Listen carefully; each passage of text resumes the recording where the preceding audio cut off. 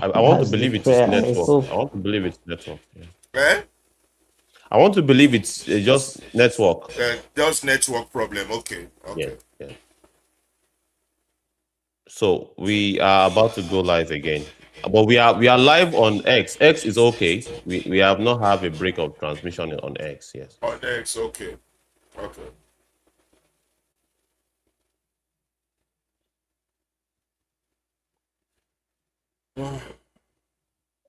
Okay, we are live. Please, let's start from the Let's beginning. start from the beginning. I apologize for Yeah. the Okay. technical glitch, so that we can start all over again. For those All right. listening, Okay. understand. To let the audience know we had a Yes, technical let's glitch start. and then apologize. Then we can start all over again. Yeah, Mr. Salisu, would you do Okay. that? Hilda, yes, I will do it. Yeah, apology first. Yes, we are very sorry for the technical hit, we are going to start all over again. That is not, it's out of our control. We are not the one in charge. So please, let's start all over again. The title of the article is Feudal Nigeria, the system Hold on, standing before our Abdullahi. eyes, Before you go an on, interrogation of power, Ibufo, impunity, and the question of Ibufo, what Nigeria truly is Yes, I by can Abdullah hear you loud Salisu and clear, Ali. but it seems is as the though X audios coming out? yes, Check. X is fine. X is fine and good to go. I have The checked. people can Yeah. hear him. Yes, I can hear loud and clear. Please Yes, check, oh, because I can't hear anything here. I can hear And then you. I we, can hear everything loud and clear. okay. Let's continue then. We're sorry for that technical glitch. We'll start all over again. Okay. Yeah, please proceed, Mr. Salisu. Okay, feudal Nigeria, the system standing before our eyes, power, impunity, and the question of what Nigeria truly is by Abdullah Salisu Ali. There is a word Nigeria rarely used to describe the country they live in, and it is precisely the word that fits. We speak of bad governance, of corruption, of the system. We rarely say what the system actually is. It is feudalism, not the feudal of medieval castle and knights, but a modern, familiar version of same ancient arrangement, a class that owns the country's wealth and decides its fate, a mass of citizens who owes labor, taxes, and defense and differences in return for nothing guaranteed, and a security apparatus who ultimately loyalty runs upward to the lords, not upwards to the people. This essay is not an accusation thrown in anger. It is an invitation to look. Feudalism has identifiable features. They do not hide in secret vaults. They operate in the open, in budgets, in constitutional clauses, in the conduct of men who guard our gates. Read each element below, then set down this page and look at your own country. Ask honestly whether what is described is theory or Tuesday. What feudalism actually is. Strip feudalism of its European costume and is reduced to a simple architecture, a ruling class that controls land, resources, and security, a servant class that produces and pays but does not decide, a set of obligations that float upward, tribute, loyalty, silence, and the privileges that flow downward only at the Lord's pleasure, and a cruelly illegal and military order built to protect the arrangement itself, not the people caught inside it. Democracy was invented as a feudalism opposite, sovereignty residing in citizens, power accountability to law, force answerable to the public. A country can hold election and still runs on feudal logic underneath. The ballot becomes ceremony, the arrangement beneath itself medieval. The only way to know which one you live under is to examine the architecture, not the decoration, the elements, and the Nigerian mirror. Below are the lords bearing features of feudalism order. Each is paired with what currently exists in Nigeria. Read them one at a time. Do not rush past any of them. Number one, a ruling class that owns the nation's wealth without owning its risk. In feudal Europe, the lord held the land, the peasant worked it, and starved when the harvest failed, while the lord granny, granary stayed full.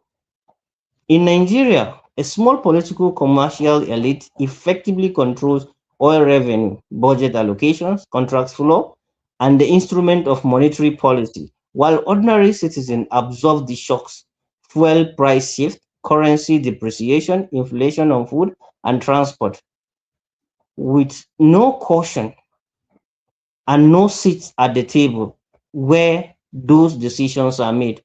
The United Nations Development Programme 2025 Multidimensional Poverty Index work, drawing on Nigeria's own National Bureau of Statistics data, still find tens of millions of Nigerians deprived across health, education, housing, and living standards simultaneously, a population living the consequence of decisions it's never made. Wealth is national, risk is personal. That asymmetry is the oldest feudal signature there is. Number two, security forces that serve the palace, not the people. A feudal lord soldier guard him first and the peasant only when he serve him. Ask yourself plainly, when the presidential convoy passes, who clears the road and at whose inconvenience? When bandits sack a village in the northwest, how many hours or days pass before helps arrive? Compare it to the minute it takes to mobilize a full detail for a politician's rally.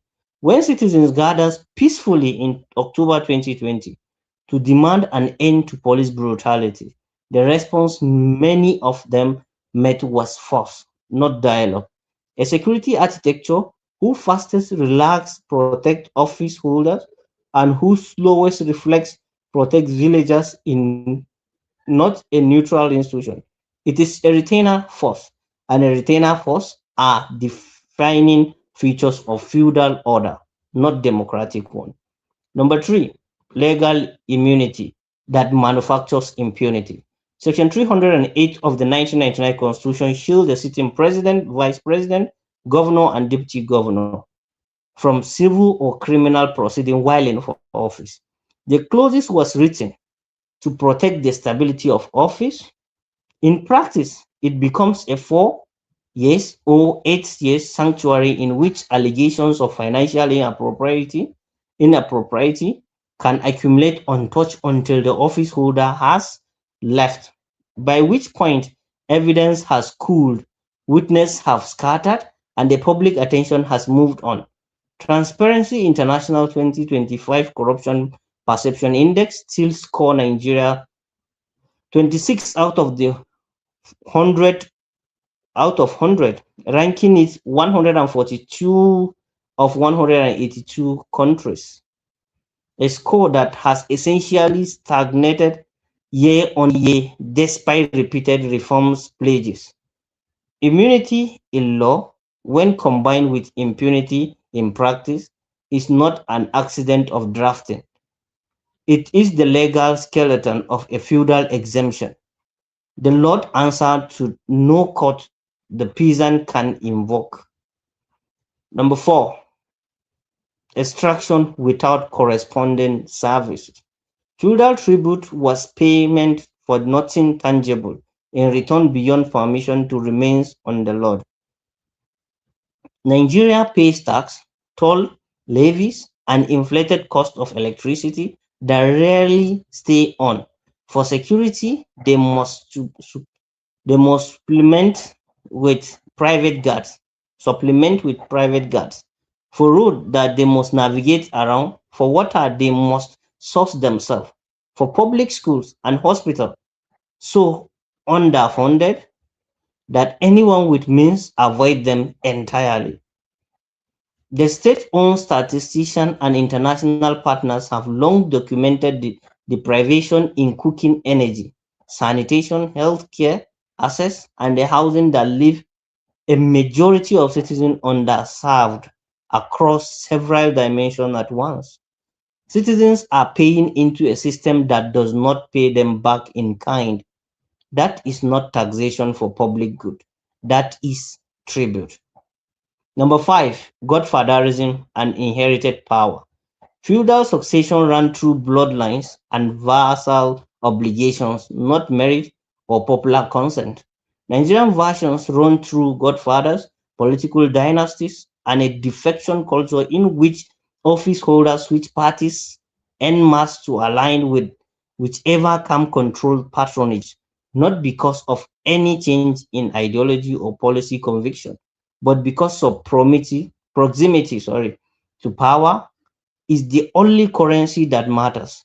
Zoning arrangement, anointment by Godfather, and the steady concentration of governorship after governorship under a single dominant political umbrella in recent years all point the same direction. A system where access to office increasingly depend on fealty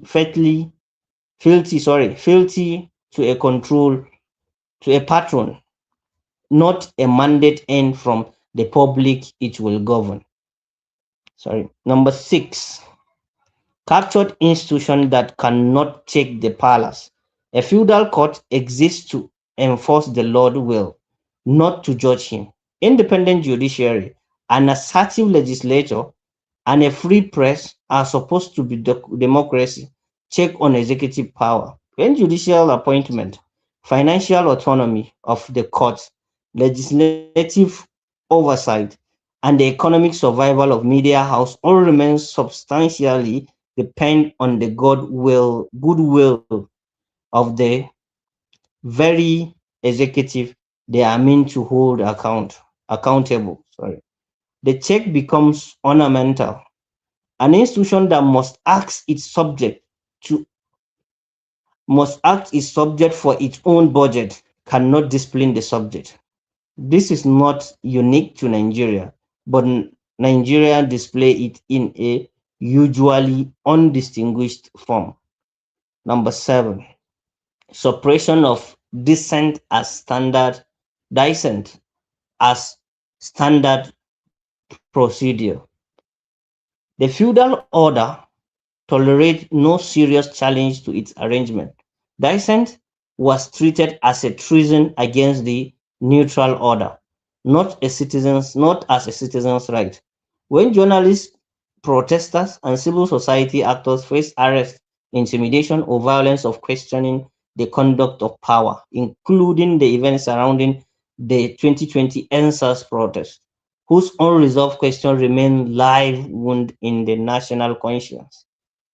The message received by every ordinary citizen is unambiguous. Silence is the price of safety.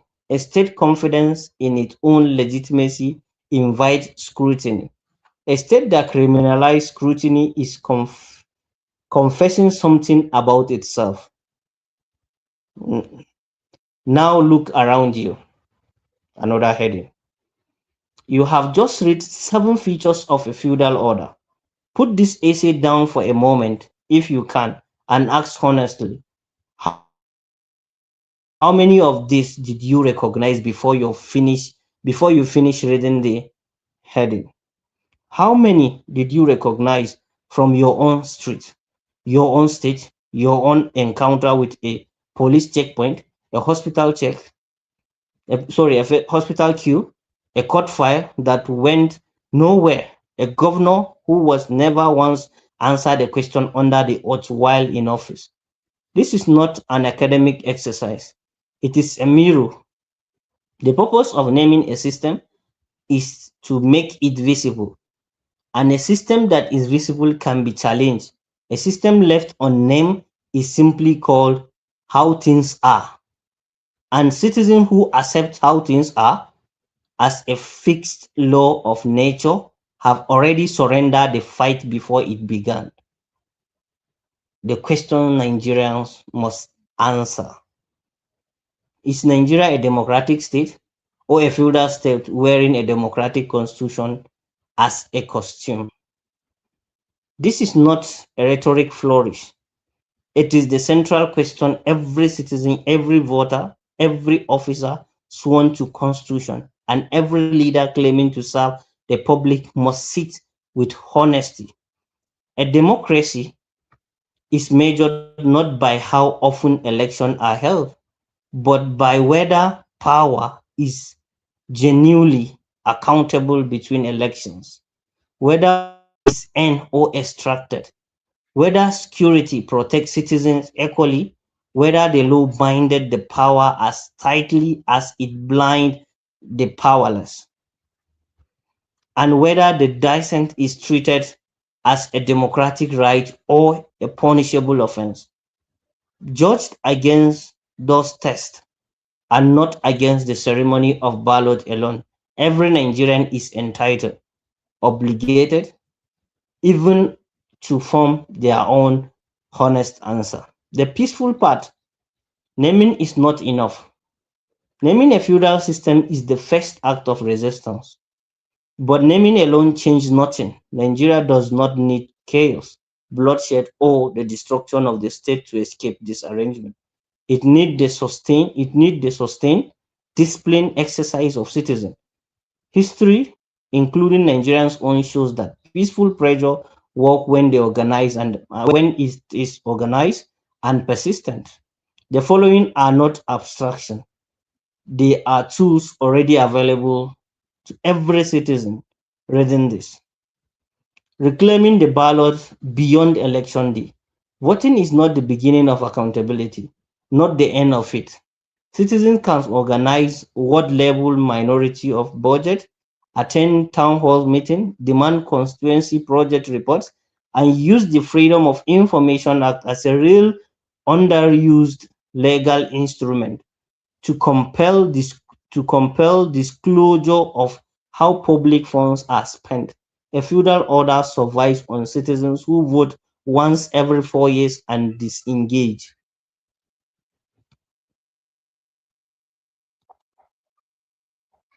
Sorry, I'm not seeing it.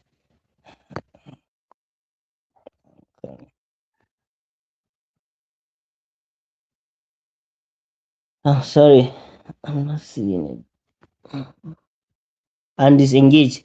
A democracy survives on citizens who never stop watching. Upward, please.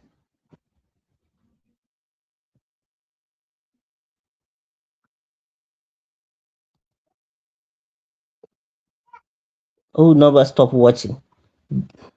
Sorry. Reclaiming the ballot beyond election day. Voting is not sorry. We have gone beyond this. Voting is not the beginning of accountability, not the end of it. The second one, yes, build and fund independent institution of accountability. Civil society organizations, professional association, the Nigerian Bar Association, the Nigerian Medical Association, each sorry, okay, Nigerian Medical Association, the Nigerian Labour Congress, the Trade Union Congress, student unions, and the Market and Traders Association. Each carries organized weight that individual citizens do not when these bodies coordinate rather than wait for one another. They form the closest thing to an institutional counterweight available outside the ballot box. Use the court, the press, use the courts, press them to work and defend their independence. Strategic public interest litigation, however, slow, build precedents, and record citizens and professional bodies can campaign specifically for judicial financial autonomy already provided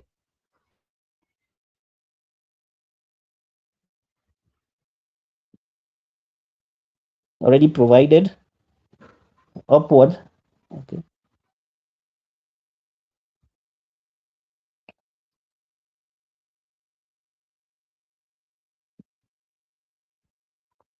sorry, provided for in law but Already provided for, inconsistently yes. implemented. Okay, provided for in law but inconsistently implemented, because a court that controls its own budget is one step closer to a court that cannot rule against the executive without fear. Protect and use the press, including the diaspora and the digital press. A free press is feudalism's natural enemy, because it makes the invisible visible. Citizens can support independence Nigerian journalism financially and by amplification, and the diaspora Nigerians who face less direct physical risk can carry investigative and advocacy work, work that is dangerous to publish from inside the country, as Nigerians abroad have done for decades. Organize peaceful discipline, organize peacefully, discipline the protest, and learn from history. Nigerians' own history offers the proof that peaceful mass pressure move power. The June 12, 1993 pro-democracy movement and the Nadeko struggle helped the end military rule. The 2025 Occupy Nigerian protest forced a national conversation on subsidy and accountability. The NSAS 2020 movement, disciplined the pain of its ending, despite the pain of its ending, permanently changed how entire generation of young Nigerians sees its own political agency. Elsewhere on the continent, Ghana repeated peaceful transfer of power between rival parties, and Rwanda post 1994 institutional rebuilding around anti-corruption enforcement shows that neither chaos nor foreign intervention is required. Discipline, sustained non-violent civic organization is. The lesson from all this is consistent. Peaceful pressure that is organized, patient, and repeated change outcomes. Peaceful pressure that flare once and disappear does not. Demand structural reform, not just new faces. The deepest error in Nigerian political life has been replacing individual while leaving the architecture of immunity, godfatherism, and the institutional capture fully intact, so that the next occupant simply inherit the same feudal privileges. Citizens must direct energy towards structural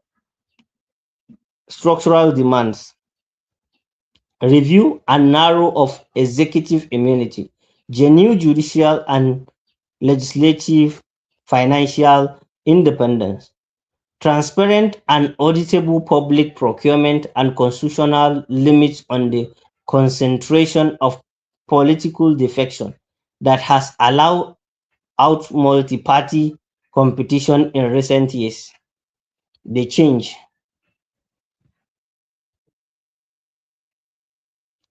Feudal does not survive because it is strong. It survives because it is unnamed, You mean the unquestioned, charge? and mistaken. Oh, sorry. I did not see it. Okay, the charge. Feudal does not survive because it is strong. It survives because it is unnamed, unquestioned, and mistaken for the natural order of things. The moment a population recognizes the arrangement, it lives inside. The arrangement lost its most important weapon, the appearance of inevitability. Nigeria is not condemned to this system by geography, culture, or fate. It is a set of choices made by identifiable actors, sustained by identifiable silence. Choice can be reversed, silence can end. This is not a call to burn anything down. It is a call to build patiently, peacefully, without relenting. The accountable republic, republic, the accountable republic that the Nigerian constitution already promised on paper. The gap between the promise and this reality is not a gap only leaders must choose. It is a gap every citizen who read this is now responsible for helping to close, starting with a single honest answer to a single honest question. Is this a democracy or it is a feudal estate that has simply learned to hold elections? So thank you. The article Yeah, thank you very much, written by Abdullah Abdullah Alazizu, Saleh. for reading that article for us. Now we're going to do the mind map and break it down in pidgin English so that our people would understand. But first, before we start that, we want to thank all the people that have joined us on YouTube. And Mark and Nelly, we recognize you. Thanks for joining us. Thank you very much. People that have joined us on Facebook, we want to thank you very much for joining us. We want to thank the people that have joined us on the Twitch. We want to thank the people that have joined us on X and people that have joined us on Instagram. And we don't want to forget those of you that are here with us on TikTok. So we're burning our calibers on all social media so that our message can get across to everybody, to all Nigerians. Our plan is to conscientize the Nigerian mind. We believe that Nigeria's struggle has been mischaracterized as a pro-democracy one. It is not. We have a liberation struggle at our hand, awaiting the conscious, and a lot of our people are not conscious. So we are trying to give them enough information to wake up their consciousness, except for those who are pretending to be asleep. Those who have lost hope, we want to wake up their hope so that we can recapture our country. Nobody is coming to do it for us. We have to do it ourselves. Nigeria has been captured by a most rapacious class of evil men. And it is our responsibility to take that country back from them for our sake and for the sake of our children. This is what the movement radio stands for. This is what we are here for.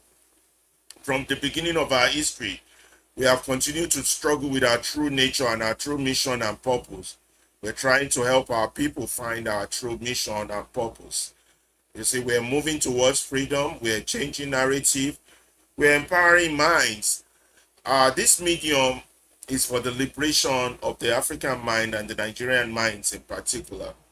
So we have always maintained our collective problem is our silence and the enemies within us.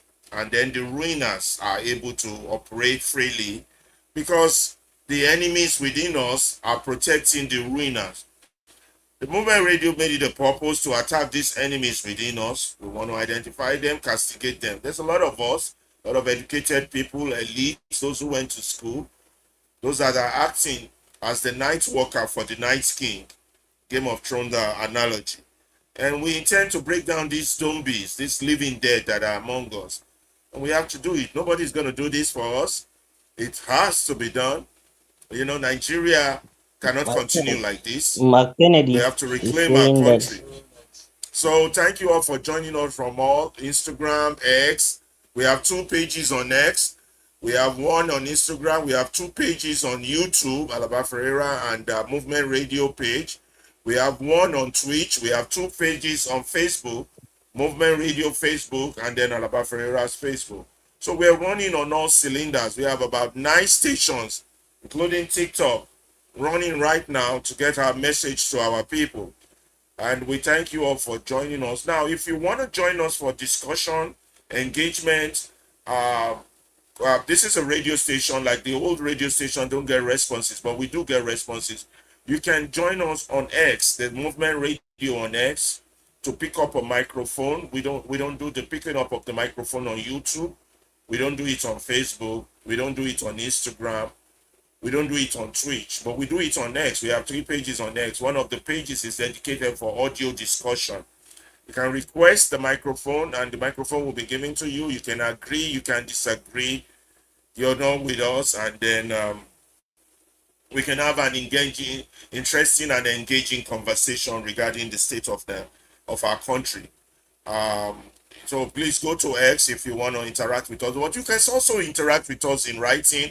by writing your comments in whatever page you have. We will see it right here in the studio. If you're on Facebook, you can write a comment. We will see it. If you're on any one of the two YouTube pages, we will see it. If you're on Instagram, we will see it. And if you're on TikTok, I will try to enlarge my glasses so that I can see your comments and read it out. So thank you all for joining us right now. Thank you all those of us who have joined us on Instagram, YouTube, Facebook. So we're going to now go down to breakdown of this article and explain it so that it's not just Oyibo, Oyibo, English, English. The point is for us to be able to educate, giving good information, enlighten the mind, make our people strong, let them realize their strength, that the power of the people is stronger than the people in power. So, Ibukun, are you Yeah, the one starting, or is it gonna be the I did try to bring out to do the the mind mind map? It's map, not popping. but the PDF is saying that there's an error. Okay, It let says me see if I can do it here. document processing error. It's like that PDF, something you get as a take B with the PDF. Okay, did you But send me the article if so it, I can pick it up here? okay, okay, Send me the okay, Yes, article so it's I on can your WhatsApp. publish it. okay. Mr. Abdullah said he don't send them for you for WhatsApp, but make I send them for you for email. Oh no, no, no, email, my email to be easier. Okay, okay. Make So I thank try you all the for joining us. okay, Today our okay. topic is on the I on think Mark Nigeria is a Kennedy is feudal saying state. we recognize his comment. Mark Kennedy on YouTube. Oh yeah, yeah, Mark Enely, we thank you. Warmest regard, brethren. Keep the fire burning. Thank you, Mark Enely. We recognize your comment. While I pick up the article, Ibukwan and Abdullah can continue with the microphone. Tell them about our purpose, our mission, while we set up the mind map for this.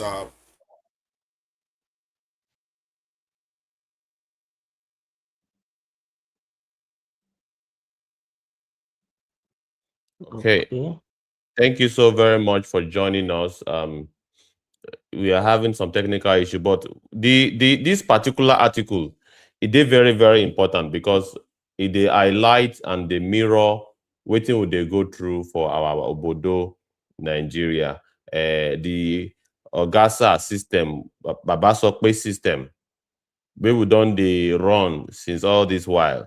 The secret go leak today. Now today we go break waiting they happen for Nigeria because enough is enough, and we believe that the more we keep quiet about our situation, the more the ruiners get more emboldened in their criminal system. All right.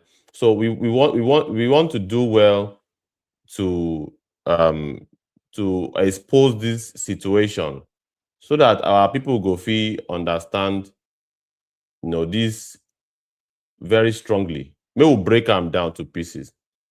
All right. Mr. Abdullahi, if you feel try send that PDF to Mr. Alaba, I go be very happy so that I go feel focus, do this analysis where using this little Okay. information we did for my front. I go feel sit down where we're doing. Okay. So my No Obodo problem. Nigerian I'll do people, that.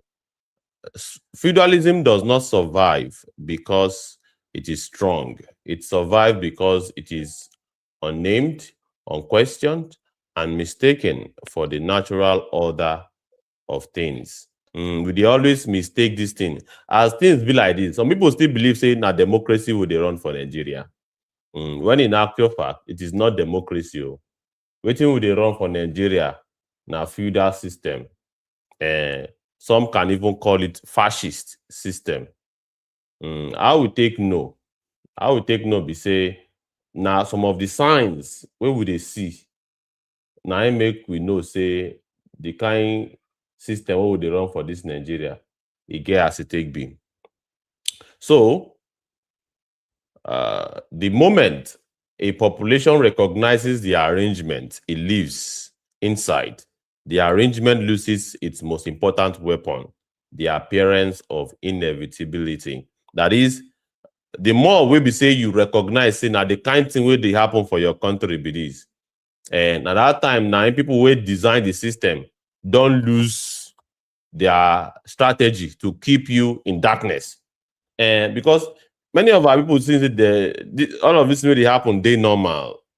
All right. But it's not normal. And now the day where you recognize that this thing no normal, and that day now you will go emancipate yourself. Our people they talk am saying the day we madman no say in the mad. At that time now he don't receive in illness. And be say that madness where they do am, you don't stop with that. And now him make we for movement radio. They educate us about many of these issues where they happen. Maybe we expose the system.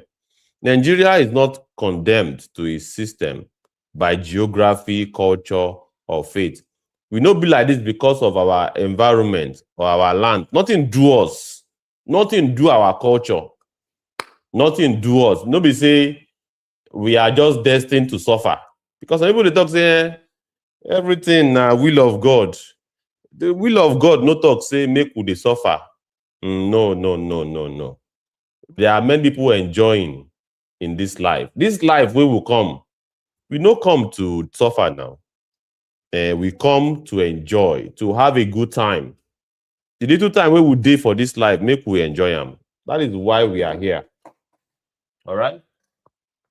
We are not here to come and suffer because how many years we want use for this life? We be say we won't come use and suffer and be under the ruinership or rulership of some gods, political gods, and we don't capture the minds of many of our people.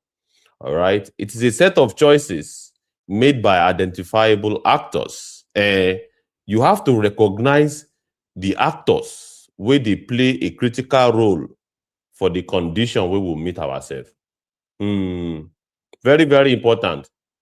Because if you don't recognize the actors, you can't recognize their role who they play for this whole system. You have to recognize the actors, those where they play the game, where make we be like this. You have to recognize them. Sustained by identifiable silence. As you keep quiet, so in fact, now the thing where people will design this system want with that. Make you keep quiet. Make you no talk your mind. Make you no talk, say something they do you. That is what they want. That is exactly what they want. They want you to keep wishing, wishful thinking. Make you they pray for one kind entity where they for heaven. Make it come help you solve your problem for this earth where we dey so. Now the thing where they want with that. Make you keep quiet. They suffer for silence. Some of you you have adapted yourself so much to the system that you even name your child Endurance. How person go look finish name in child Endurance? What are you enduring? Enduring what? Because it reach may we ask ourselves this kind of question. All right. We don't put this our suffer for inside our mind so we can't name our children, make that they endure, enduring suffer, enduring injustice, enduring poverty, enduring, suffering. It's not supposed to be like that, right? Choices can be reversed. The fact say you don't choose one kind leaders, we don't ruin your life. No means say you go have to keep choosing them every single time. You can change your decision. This whole idea say, nothing we will fit do. Now only God fit catch them. You too fit catch them. If you organize together among your fellow oppressed, you can change it. And as you see our Oga talk say, the power of the people is greater than the people in power. All right? You no go think say because you be poor man, nothing fit happen. If you poor people organize yourself, nothing wey big men fit do. You go do and undo. Na dem sef go dey beg you. But because you don lose your power, na im make things be like this. All right? Silence can end. One day go be one day. Monkey go market, e no go return. One day, monkey go market, e no go. Na one day na im person dey reject suffering. Na one day.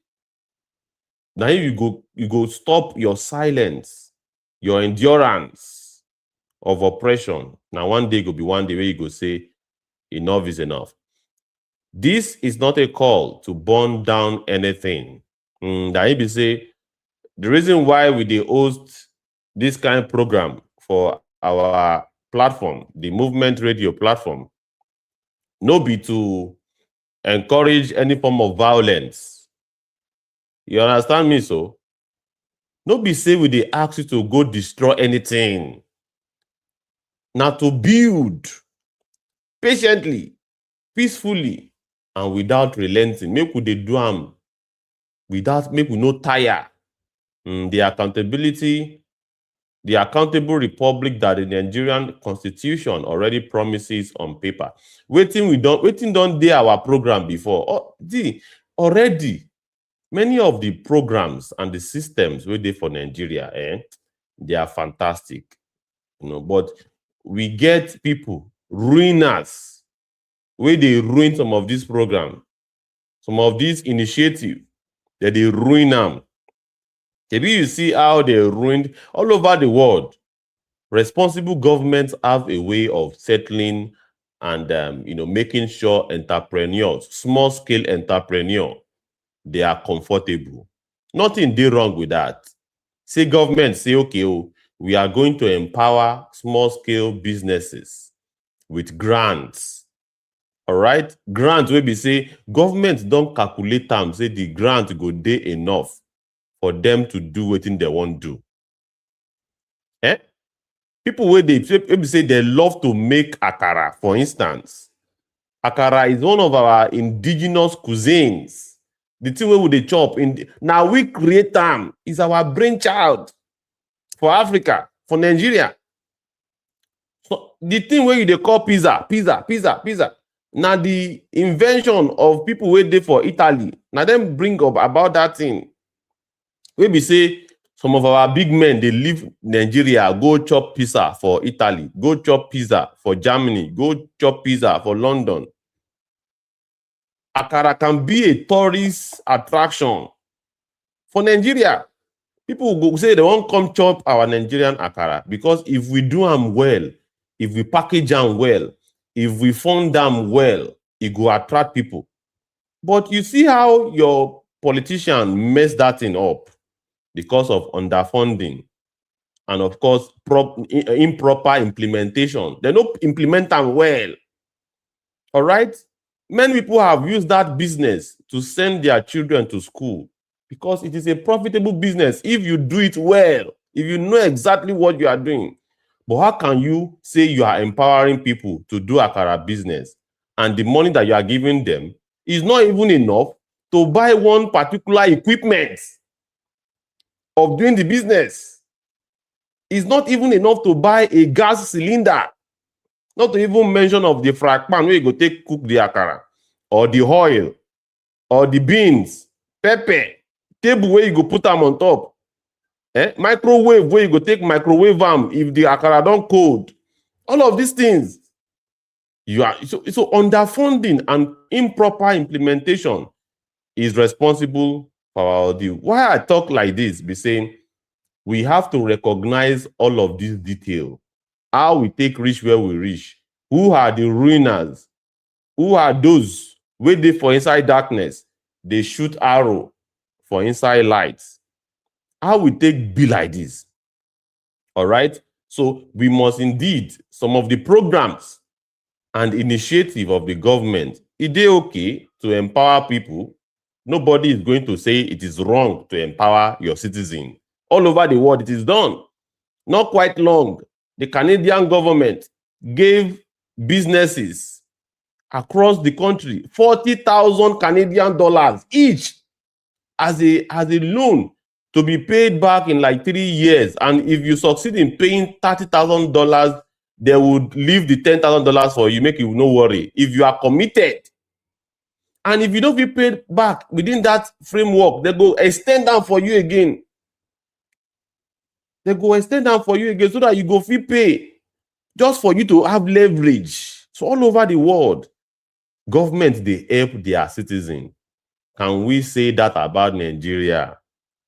Now the thing where would they ask you be that the gap between the promise and the reality is not a gap only leaders must close. It is a gap every citizen who reads this is now responsible for helping to close. That is, you know, if we talk say now only government now be the wrong thing where they happen. You self contribute now. Your silence is part of the problem. All right? The fact that you keep respecting those that facilitate the failure is also very much a big problem. The fact that you don't want to participate in any way, shape, or form in organized effort to bring about your liberation is also a very big problem. Make I ask, before I conclude, make I ask Mr. Salisu, if he don't send the PDF to Mr. Laba. Your mic is muted. Okay. Your mic is muted, Mr. Laba. I don't know whether... Got it. I got the PDF. I'm working on it. Okay. Okay. Say it the right error for your side too, Abi. Yes, it does. I think we have be checking the comments. I think Now we might have additional. Now that PDF get issue. Yes. Okay, maybe I'll send the document. No problem. Don't worry, Abdullah is Don't on my worry. side. I got it. Make we just make do with this summary where they do so. Then we go. Maybe we'll move to the We'll fix it later. Yeah. Go ahead. Continue. As I talk, they go my country people, and I greet you well. People where they join us for our X platform. I can see our logo and Edo Pikin. I salute you now. And to as many as those where they join us, also I can see 3 of us are on X and 4 people on YouTube. Wow. On Manuel Ferreira. That is quite a record that I think we never I don't know what thing they happen for YouTube. YouTube, they very stingy to push platforms like this where they dish out the truth to the people. But be like say they don't they notice what thing will they do. But we go like make them push our message on the Movement Radio official channel for YouTube, not just Emmanuel Ferreira YouTube. All right. And of course, at some point we had a viewer on Facebook, but well, we are still here. We just start the program. We never even go far. But the thing we say, we have to work together to bring about a solution to waiting they happen to us. All right. We must bridge all the gap, all the lapses. We bring us to where we are right now. All right. Starting with a single honest answer to a honest question. Is this a democracy? That is number 1 question. Can a democracy be this? A be crazy demo, crazy demonstration of grace. As Baba Fela Kuti talk am. Baba Fela Kuti talk, see, are we? And he don't ask this question since the late 90s. Some of us will be like small picking that time, but we know see Baba Fela don't ask this question well. Because waiting they happen, waiting they wrong with us. Now him be say, no be something we just they happen. It don't they happen since. In talk say, shey na democracy be this? A big demonstration of grace. Because When you are not serving your people, you are not providing services to your people, you are instead enriching yourself. Look at yourself. Look at the life of your politicians. Those who say they talk, say they be public servants. Their life, they okay. They are getting better and better and better and better. They are sending their children to schools abroad, even when they have the opportunity and the resources to establish schools that can match up with the quality of education for Bodo abroad. They don't do them. Instead, they created private schools. And of course, they are not even the private school where they create, they don't even trust those private schools enough to put their children inside. They have to take their children abroad to public schools where they are abroad, because some of these schools where they put their children through for abroad now public school. Oxford University is a public school.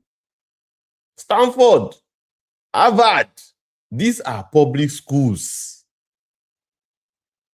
All right? In abroad. But they cannot replicate the same thing in Obafemi Awolowo University.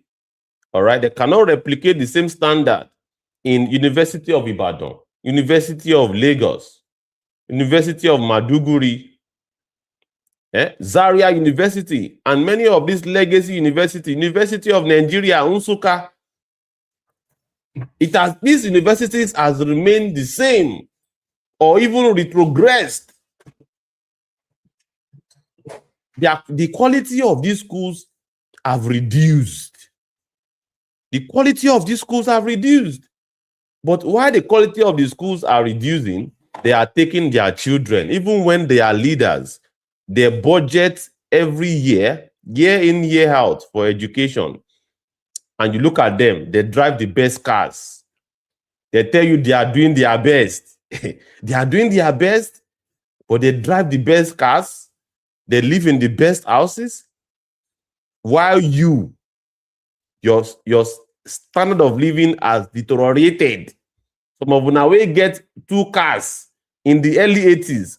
You are now left, you have no vehicle, not to even mention of house.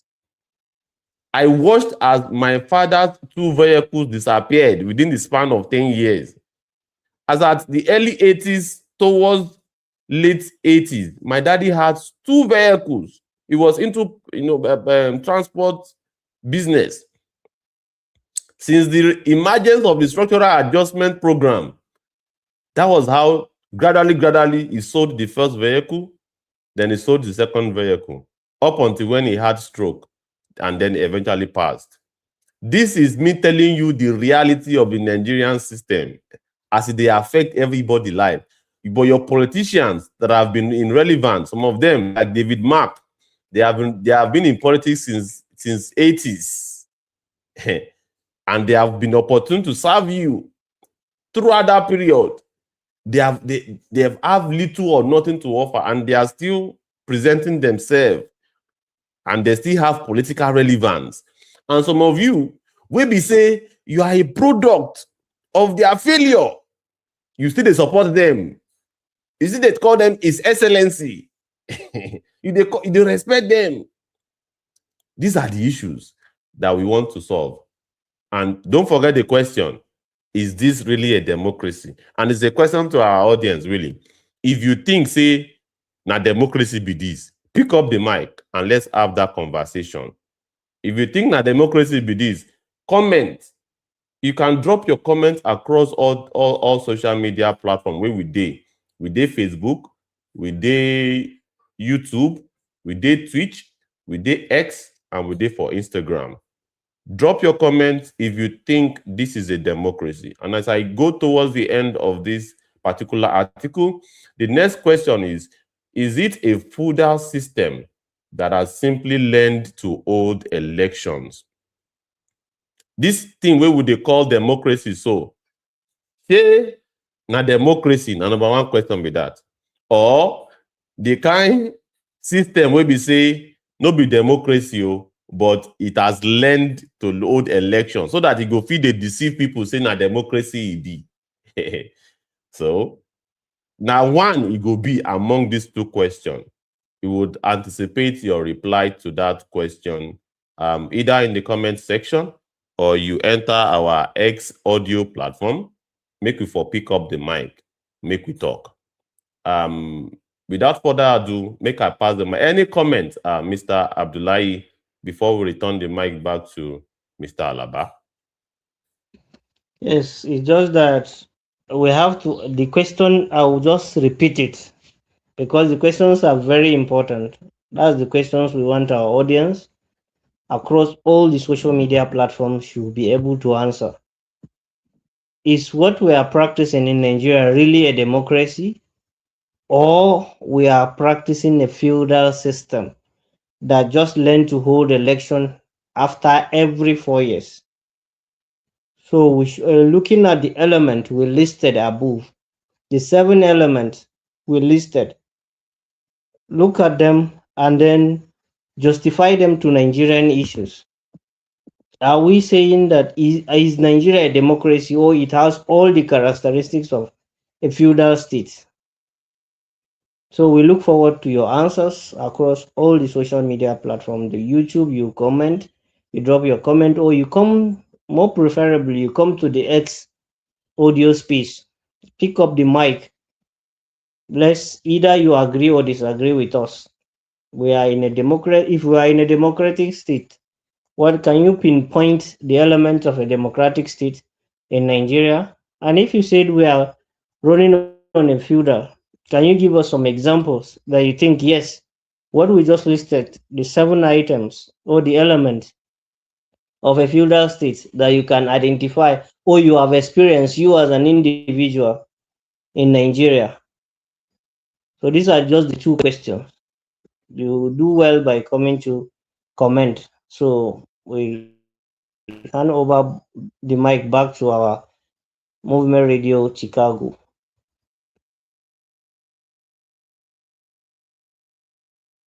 I've been quiet for a while because I was trying to get the mind map for the audience and it's not working. So that was why I was a little bit quiet there for a while, trying to make it work. The mind map Yeah. is not working, but Now I be say not be from my own side because I don't no, try no, to no, now no, the it's same not. thing. It's not. So I was trying to figure it out why that is the problem. But we can still break the article down. Let's talk about the 7 components of the feudal system and then get people engage in conversation and still break it down. But while you two of you are working on that, just keep explaining the article, break it down, even though we don't have a mind map.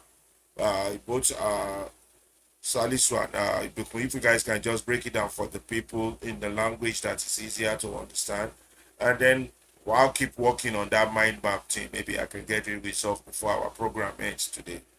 Okay, guys. Okay, thank you so much. Yeah, yeah. I don't do the summary to a large extent, but to the it's another opportunity And make I, we explain them in detail yes, for people who just they come into the broadcast. yes, Now another yes, opportunity make we break down again. The elements and the of Nigerian mirror. All Europe, right. yes, And number one, we did there be say a ruling class that owns the nation's wealth without owning its risks. that one, that one heavy well, my brother, my sister. Eh? A ruling class that owns the nation's wealth without owning its risk. You know, man, you don't if I don't hear many personalities we they for Nigeria, where they call the owners of Nigeria. Hmm. Many people have regarded some personalities as the owner because that if you are vying for any office, any elective office, if you no go dobale for them, you are wasting your time. For this Nigeria, they they are not own the going system. anywhere. They have captured the institution they for their pockets. I And tell you, don't joke with these people. Now eh, then, if they say you do, you do. If they say you will not do, you will not do. if they talk to make you go sit down, now Now make you go then, sit down with those ones are the godfathers. that. Eh? They own the Yes. nation's wealth Now without so owning them they dey everywhere. They will tell you Now somebody so. wey na retired person but him still dey active, retired but not tired. Hmm. Hmm. Hmm. They dey Now so it dictate be. how things dey happen, and they dey collect, just like they dey collect the money, but that's why fuel subsidy no dey affect them at all, because all the things that after you collecting the money, the repercussion, them they no care about, and na the citizen go collect for body. Na them go enjoy, but you go collect the aftermath, Yes, now even because during all these election, reasons. now them go Yes, influence the people wey go win, but the consequence of bringing consequences about of a that election wrong entity to power, person, that one no go affect them in any way, shape, or form. e no go But they affect will them. influence the person wey go win. They are going to press all Yes, the buttons they will tell and you use their influence vote this to make person. sure say, yeah, please After you proceed, don't vote proceed. that person, yes, you vote that person, and after you vote that person, them they know say they are settled, because they have their own palace where they go and meet. While whatever be the repercussion of that person's wrong policy in the country, is the people, we the masses, that we call ourselves the masses, that's the people, are the ones that will keep suffering. They you like if you look at this current government or the previous government as case study, when they remove subsidy, they no reduce the cars where they carry waka. They no reduce the budget for the for the ASO rock, for the president and the vice president. This the same thing where they just increase, so that they will get more and more to their pocket. But if you compare it to what they are increasing in the minimum wage, it's nothing. The inflation of the naira, how the naira take change. That's how they say, okay, now they are deregulating the naira. That's the dollar price. They cannot pick official price and whatsoever.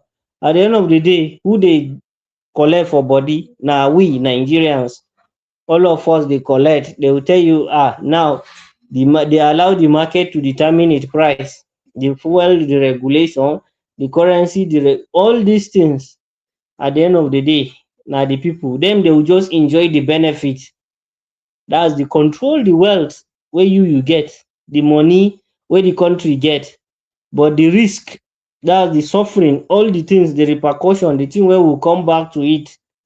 Them they no enjoy, they no join for that one. Oh. Now only enjoyment they join, but suffering or bearing the brunt, them they know they part of that one. Oh. The consequences now only the people now them go suffer am.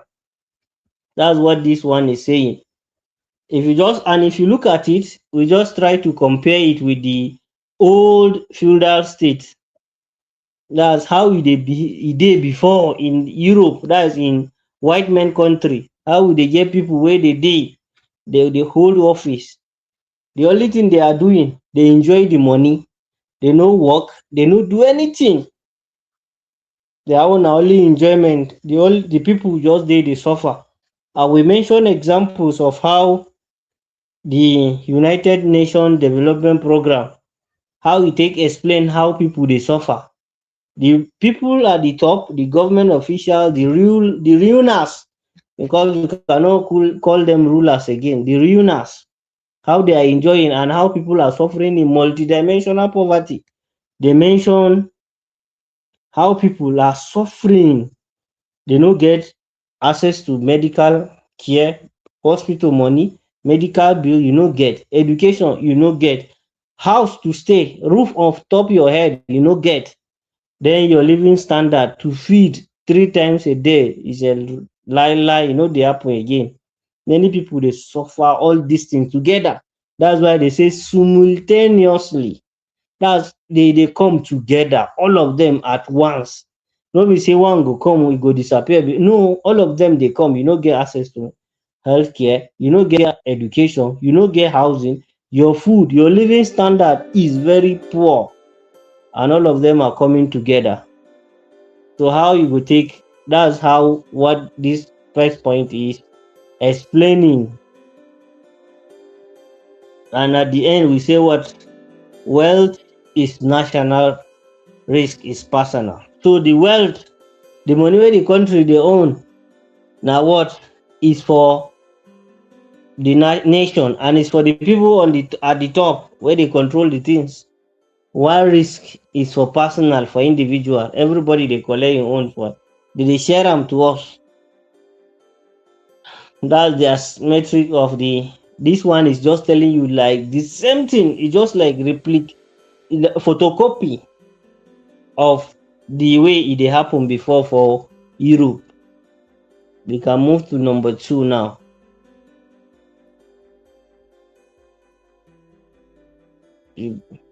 Okay. Number 2, talk about security forces that serves the palace, not the people.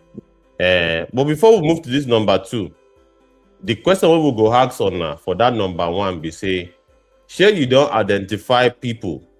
We be say, according to many, what would they call them?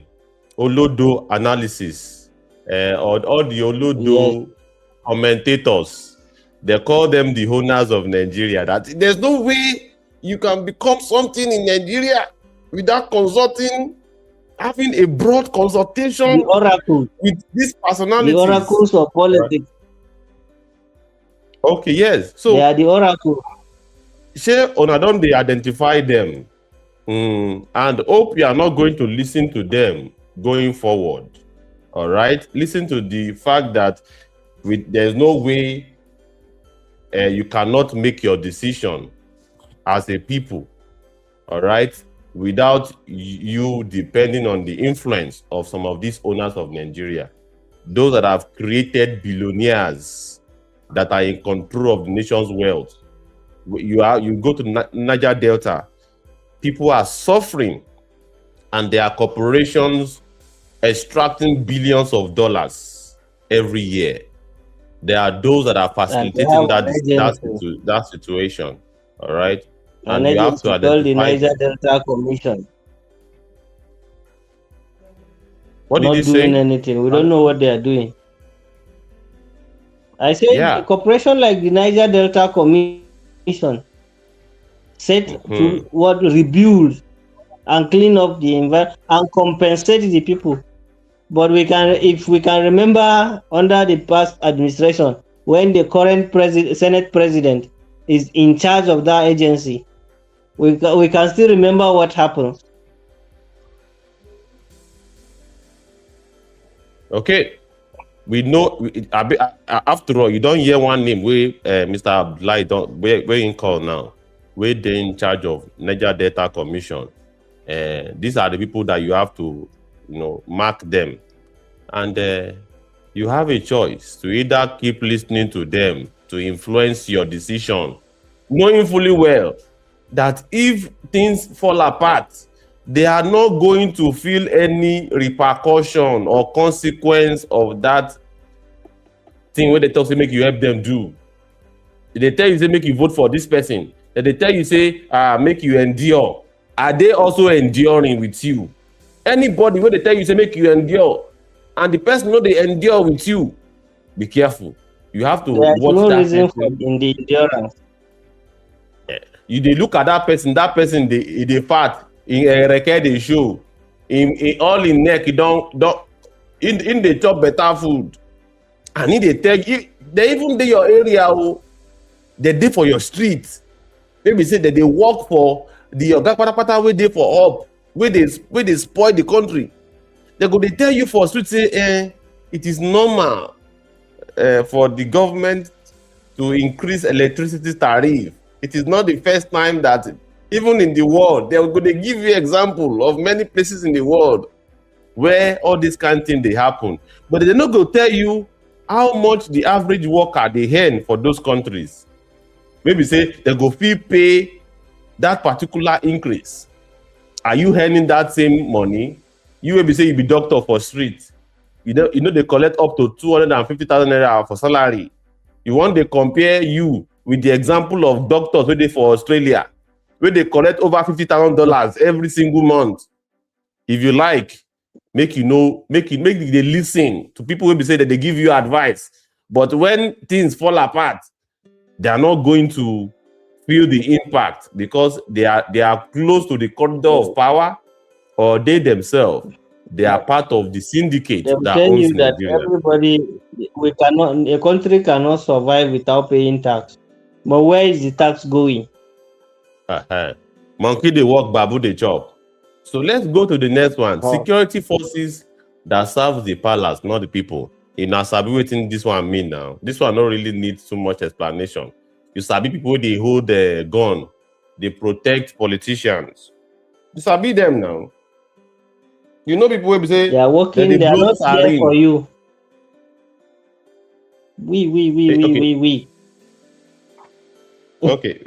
They are Yeah, just please proceed, proceed, blowing proceed. sarin everywhere, here and then. And they are not there to protect you. They are there to protect those people who give them that gun.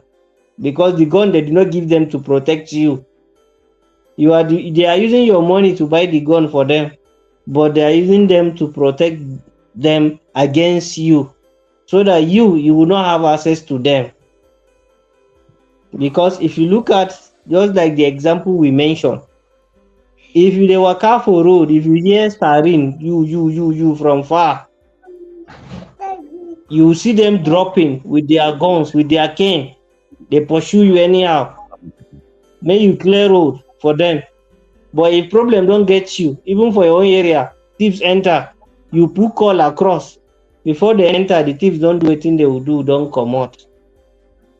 But if they wan comot from Abuja, if any politician wan go anywhere for campaign, you see say they get security to go there, finish their campaign, come back. But you people, anytime you start with one protest, they will tell you there is security report. They cannot protect you, so you have to stop your protest. They will keep even peaceful protest against one problem, but they will tell you that you need to. The security is there is security report. You cannot go out because they don't have all the necessary things to protect you. But then anywhere they want go, they get the security. We go protect them, go do anything where they want go do for anywhere they want to go. So you have to ask yourself, are they serving you or serving the Yeah, people at the I top? know. Hi guys, I know you guys been talking for a while. You guys checking the medium to see if anybody's making any comment. And Asali, so I figured out what the problem is. I think it's the format with which the PDF was saved. So if it's possible, we can have it in words. Maybe I can Okay. generate the mind map. I think it's having an error with that Yes, format. I have It's the. in, if it's in words, that could help a little bit. But meanwhile, I thought somebody wanted to speak earlier when you were speaking. I thought I heard a voice, but you probably were No, not in checking fact, the X. I have Eh? been trying to. Yes, I have checked the hex. In fact, my eyes is on it right now. We have not had any request so far for to speak, but we have three people at the listener section. So, Okay, that's and good. we have announced quite a number of times for people to pick up the mic and let's have that Yeah, conversation. let me check the Instagram. There's some people also at the Instagram there. Shimatsuko and Shimatro and 12346. Somebody that they just have a number there, and then the other. So I'm trying to. I've tested it. It works with words, but I think there was something seriously wrong with that PDF format. You understand? Okay, So it's I will not picking up change. I that will share face. with the It's reading document. it as an error. So Okay. if words exist, if it's in words, I could maybe try and pull it up and share with the audience. If not, when you guys finish the explanation, we just move to the next article. Because I think there's a very good article that we've not given a good job to because we can't get the mind map version. But we'll keep trying until we get it. But so when you guys finish explaining Let me share the one. You want to send me the word in email? See if I can pull that up. Yes. Yeah. Because if the mind map version was available, it will really, really help break it down properly. And if we don't succeed in that, we just explain it the best we can, and then we move on to the next activity. Yeah. Ibukun, you continue. Any other information for the people or things we were supposed to do today? Well, Well, we would continue to implore our people to participate. All right. And if they don't participate, stop waiting with the do for studio here. No dull moment for here. We go, stop waiting with the stock. Analysis. We reflect the reality of the Nigerian people. Not be the kind of analysis where they to protect the owners of Nigeria. Very, very important. Because otherwise, I wanted to say that that's why we don't do news, because we don't want to be regurgitating their opinions. That's all we all hear. The minister said this, the governor said that. That's regurgitation of the people that are oppressing you. There's never a view of what the people are saying. So we want to be what the people really are saying, not what the leaders are saying. The leaders that created the problem. They are not even leaders, they are ruiners. So I'll go back to picking up that article Yes, that I just did try there. check it. I You sent sent it. it already to my email? Yeah. Okay, Yes. let me check. I will. so yeah, So, okay. we are in number 3, legal immunity Yes. that manufactures impunity. Uh, this one explain how that they use law to do mago to Protect themselves. encourage. Wait 1 minute, Mr. Blind. I'll go pass the mic to you. They use law to they absorb themselves from the mago where them they do. The thief with them the thief and the anyhow character what they do. They use law to they cover them up. You heard the news of a Nigerian senator where person can't deliver something for him, and he tell the delivery man, say he go slap him, and he slap him. He slap him finish. He tell him say if the driver no take time, he go make him disappear for the country. And nothing happen. The lawmakers, the lawmakers did not even sanction them. They no suspend them. He just say he apologize for what he do, and everybody just moved on like nothing happened. If now the driver slap that lawmaker, I been that driver slap one big man. Now like that he go be. Then they use legal immunity that manufactures impunity. You can see wetin dey happen. Now, if governors steal your money, so far say im still dey that position of governor, you no fit sue am to court. He is immune. Na im be say anything wey im do na sara be that. Anything wey im do na sara. The same thing president is legally immune. And na why you will be say now you be at the receiving end. You have to push for organized effort to ensure say these politicians lose their immunity. On that immunity, I don't know why educated Nigerians are not pushing to have it cancelled. Why everybody just sit back and there's no country, even here in the United States, that you're copying their democracy. In my state alone, twice two sitting governors have been arrested while they were governors.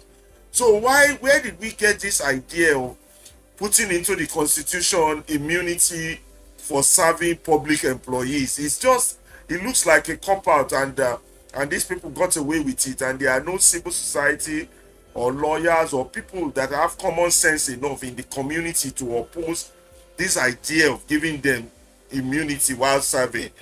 You're public servers. You can't have immunity from the job you're doing. It doesn't make any sense, and nobody opposes this or question it, you know. So anyway, the word thing did work. I'm glad to announce, and we can now share the mind map if we are ready. And I'll Let's just share let the you guys. mind map, yeah, so Okay, that we can it's make working. progress. Yeah. We can make progress. Yes, it's working now fully. I'm trying to move it to the side a little bit. Okay, let's share it and then we can make progress and move on. So when sorry, we apologize for that slight delay in getting the mind map ready. So let's share the mind map. Okay, so I know you guys have covered quite a lot. I don't know where you are in the in the mind map section. So let me go to the very top. I know you've covered this part, right? Just let me know which part you guys have covered. Can you see it? Yes, Huh? yes, Yeah. yes, yes, Yeah. Should I move it to the side a little bit or it's good yes. like this? Maybe you should move it to like the quarter of the entire thing. Oh, like the quarter. Okay. So lies, the politics, you've done that one. Let's go. The rupture, colonial imposition, is that just let me know when to stop so you can start pick it up from there. The next one after colonial imposition. Imposition, okay. I think Post-independence let's start legacy. from that. Let's start from that post-colonial, post-independence Okay, legacy. Yes, okay, okay. Can you see it? Is it clear? yes, yes. It's very clear. Yes, yes. I'm trying to move the edges a little bit, but I'm not successful. I'm, hold on. Give me a minute. Let's see if I can be successful in this. Okay, let me see. Okay. Inherited colonial architecture of unaccountable rule. Okay. Today article wear pants wear today. Wear pants. That's We- because the gadget did not work as planned. Oh, that's we okay. just That's try okay. to, Our audience yeah, are patient enough with us. That's good. yes, now Yeah. we have So a we start from the wonderful, post-independence one, Abby. yeah. I think that is a fair place to start. Yes. Okay. Am I the one talking or is it you guys? I know you all been talking for a while. Yeah, please, please feel free to chime in. Okay. Yeah. So post-independence legacy. There are some things we inherited from the colonial architecture of unaccountable rule, whereby the colonial rulers were not accountable. Rather than us changing the structure, we passed it on directly when we claim to have had independence or had military rule or have civilian rule or democracy or whatever we call it. So therefore, the moral trend between the leadership and the community is not there. We have not rewoven it. There's no connection. You see, the extractive basic principles of the colonialists is what we passed on to ourselves, and we never fixed it or refix it. Did you know? So therefore, the leadership has never, since independence, been accountable to the people. It was not designed to be accountable to the people. So the article also talk about the proof of character can govern. We have not incorporated it into our constitution or system whereby we do what is called selective screening. We just allow anybody to go into sensitive positions in our country, including our civil service or our intelligence service or military service. In developed nations, they always have secure job security clearance for characters before they give them. Some certain characters cannot go near certain jobs in developed countries like US or England or anything. They will have clearance one, security clearance 1, 2, 3, whereby their background are thoroughly assessed, checked Why? Because those are national security positions, and people who are maybe grew up in other countries or have sympathy to other countries cannot have those kind of a job, because it will threaten the national fabric of a nation. We never incorporate that into our laws and rules and system. That is why our democracy inherited all the criminals that escaped from the United States, like Gbajabia Mila. He was a crook in the United States. He defrauded people for $40,000, ran to Nigeria, started politics. Then there was another guy called Buruji. That one is dead now. And then, of course, your president. No history, no background, no education. Somebody who has been in jail in the United States could now come into your system and become what? Become a governor, become a senator, and become a president. Because your civil service system does not have what is called character, proof of that character can govern. That's how government jobs are sensitive. If you come here, if you anybody cannot just apply, even if you're born here in the United States, you can't just apply for some job. You have to get some what is called security clearance, and that security clearance, they reach certain levels. They will look into your background, your family history, what connections you have with whatever before they give you those. We don't have all that. You know, the Julius Nyerere's philosophy of Ujama or Moluabi philosophy. We don't have that in our system. And you want to chip, you can chip in, Abdullah. I'm hearing voices from the back. No, So, just take the comments. Take the comments. you say what? Okay, yeah, honesty is only for the poor.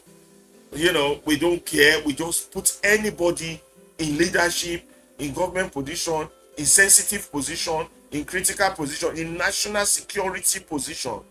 And this has been our doom from day one. We died, people who died without personal fortune relinquished power voluntarily, and the moral authority as governance technology. So what is called governance in itself, we have not built that machinery of what governance would entail. And that is why countries like Iran can withstand assault from the United States, because they build that into their governance. They just don't put anybody in any position. People like countries like China, other countries, except us. Somebody can be a lifetime criminal in another country. That person will walk into our own country and we just hand them sensitive positions of national security. Anybody that wants to have a governance, any form of governance, you must have proof whereby you are able to build character into governance. Until we start to have this type of topical discussion, not the usual gossip and garbage in, garbage out, olodo uprising conversation we are having, we're not going to have a country. And that's a fact. The article also talked about Achebe's verdict and Nigerians' reckoning, whereby the trouble with Nigeria is been failure of leadership. And Makenelli mentioned that in the comment section. I said that the failure of leadership. Thank you, Makenelli, for your comment. And our unwillingness to rise to the responsibility and example. We thoroughly refuse, particularly those of us who went to school. You see them on YouTube, you see them on X, you see them on... They themselves, they point fingers at the government, is not doing this, not doing that. Watch them themselves. They're doing exactly the same thing they're accusing the government is doing. They are abusing. You give them literally a small job as a moderator. They are abusing moderators' power. They are bullying people. They are bullying their audience. They are censoring people. They are locking people out. Same way they lock fella out because he criticized government. You see, we have grown up with that abusive mentality, and we are not holding ourselves accountable. So we have this corruption perception index, and Nigeria is very low ranking for Nigeria. So another thing that was talked about is the current political functioning. The candidate fitness based on winnability and funding. How can you say you have a democracy where it's all purely on money? It's what you can afford, what you can buy. That's money crazy. If I spend 10 million to be a governor, believe me, I'm going to make my 20 million first before I start doing anything for the state. You cannot have a government of the people based on who is the richest among you or who can afford. Qualified people will not be able to get to governance. They will not rise. They won't rise because educated people will not rise. Important technocrats will not rise. Nigerian technocrats are begging the rich people for position, which is insane. The rich people should be begging them to come hold position. This is what happens here. You see the owners of Microsoft, the owners of Facebook, the owners of all these technology companies. The government literally begs them because they are the experts. But no, it's the opposite in our own country where candidate fitness is based on winnability and funding. That's got to disappear. We got to maybe go back to option A4 or whatever, where an ordinary citizen can rise to a position of leadership in the community without the influence of funding or money. I don't know when that will happen, but we'll see. Then character traits, truthfulness and integrity, we consider it collectively as a society as irrelevant. Totally irrelevant. We just don't do it. You understand? Then we go on. Then primaries and networks, they filter out people with good character. All this has to change. And this, I think, it's not going to change if we are not talking about it.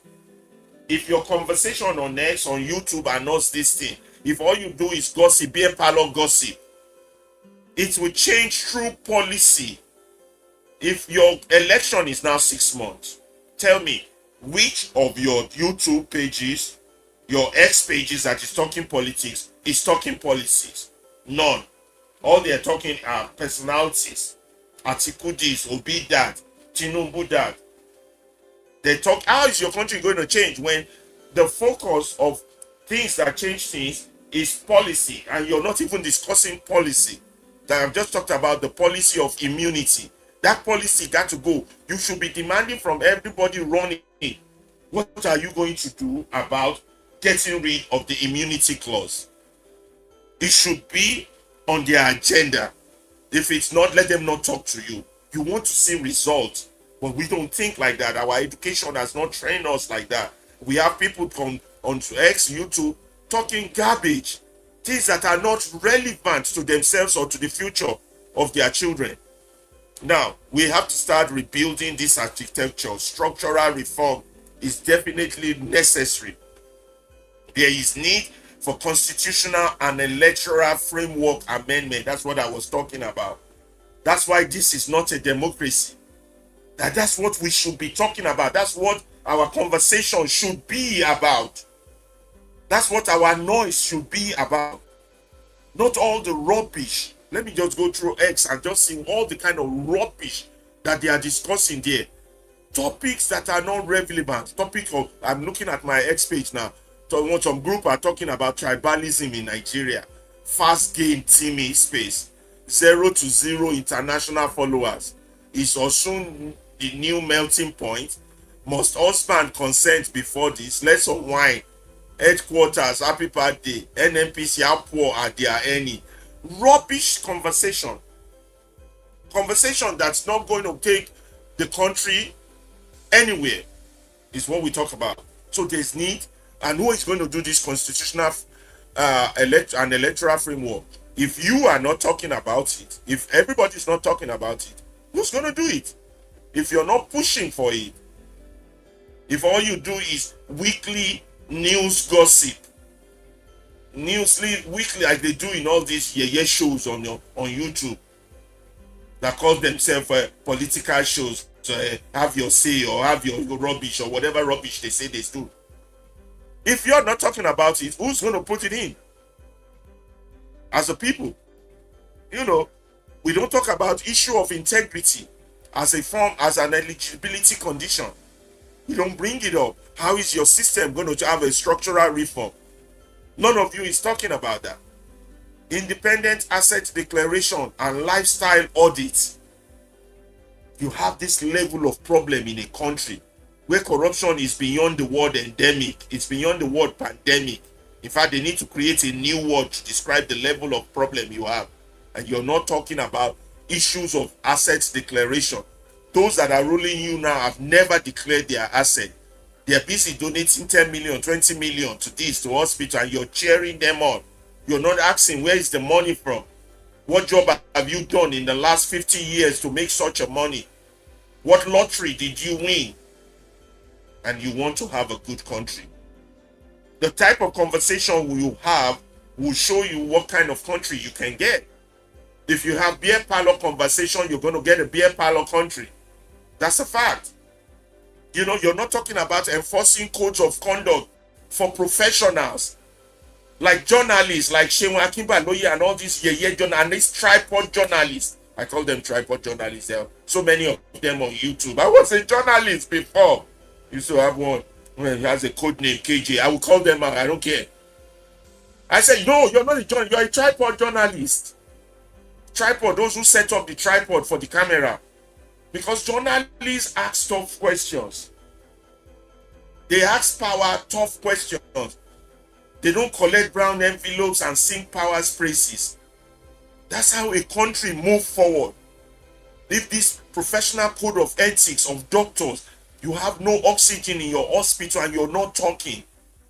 Nurses, teachers, you have no chalk, no blackboard, no books, and you're not talking. Are you enforcing the code of conduct of your profession? Judges, my hands are tied, and you're not talking. Journalists just reporting rumors and opinions, cut and paste from the internet. And what is trending? Cut and paste on the internet. That's not journalism. Journalism goes to the people, goes to the news, go and investigate. Why do you have a fake ministry in government? Who signed it? You pick up the phone, you call, you investigate. Who signed it? Who knew about it? Why you have fictitious people collecting salary? That's what journalism does, not what is trending. Online garbage. That's gossip. That's not journalism. That's not journalism. You know, constitutional bars for breaching public trust. There have been several constitutional violations in this government. None of the opposition leaders is raising the issue against those being governed. Nobody's talking about it, and you want to have a good country. Several governors being removed, funding of a state being suspended by EFCC. Several constitutional violations. Cases are not being filed to address them. Opposition leaders are not raising issues about it, but it's just keeping quiet. You think a good country is just going to come miraculously by keeping quiet, by not talking about the things you're seeing? A president that have no regard for your constitution, well, you yourself don't have regard for it because you swore in him in violation of what your constitution said. If you don't have Abuja, you can't swear in, but you did. And now you want to have a good... These are pertinent things we need to talk about. Structural reform. Don't just come and speak big grammar, speak English, talk beer parlor talk online.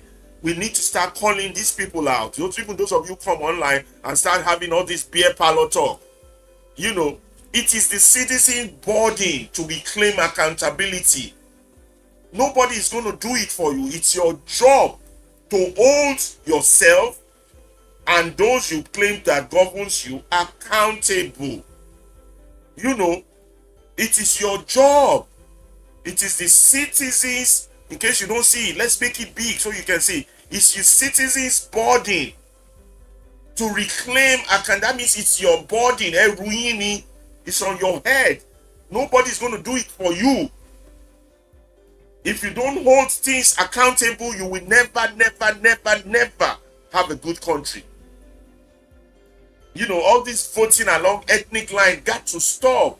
Emiloko, Igbatiwani, is our turn. It's the time of the North. It's the time. That's not politics. Whether it's the north or south that is the thought, that's not going to give you your desired result that will help your children. Things that will help you. Whether somebody sat from the north or south, it's accountability, it's results you want to see. Do you have water? Do you have electricity? Do you have education? Do you have health? Not where they come from. If you like, let your man do it for 20 years. That's not going to give you the things your children need. These are conversation reasonable people have. Not mumu people, not mumu conversation online. Not gossip. Not your interview. Not people just rambling away. Not people just talking trash. Your transnational institution are complicit in the crime. You're not holding them accountable. You're not telling your royal fathers they are royal disappointment. You're still saying Kabiesi to them. Your religious leaders are a disgrace to God. You're still going to their church. You're still giving them money. They've showed you several times after they drank tea with God that they are working for the devil, and you're still calling them man of God or OG, OG or GO, what do they call them? General Overseer. And you're still giving them money. You see them that they are the devil themselves. You're still respecting them, and you want a good country. We have to start thinking and start waking up.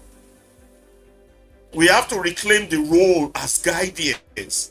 This is what we are doing here, bringing this type of article to the fore, because these are the important conversations that need to be had. And as long as those conversations are not had, we are not going anywhere. The country is not going anywhere. I've been gone more than 30 years away from that country. If it took 30 years to be this bad, what's the next 50 years going to be look like?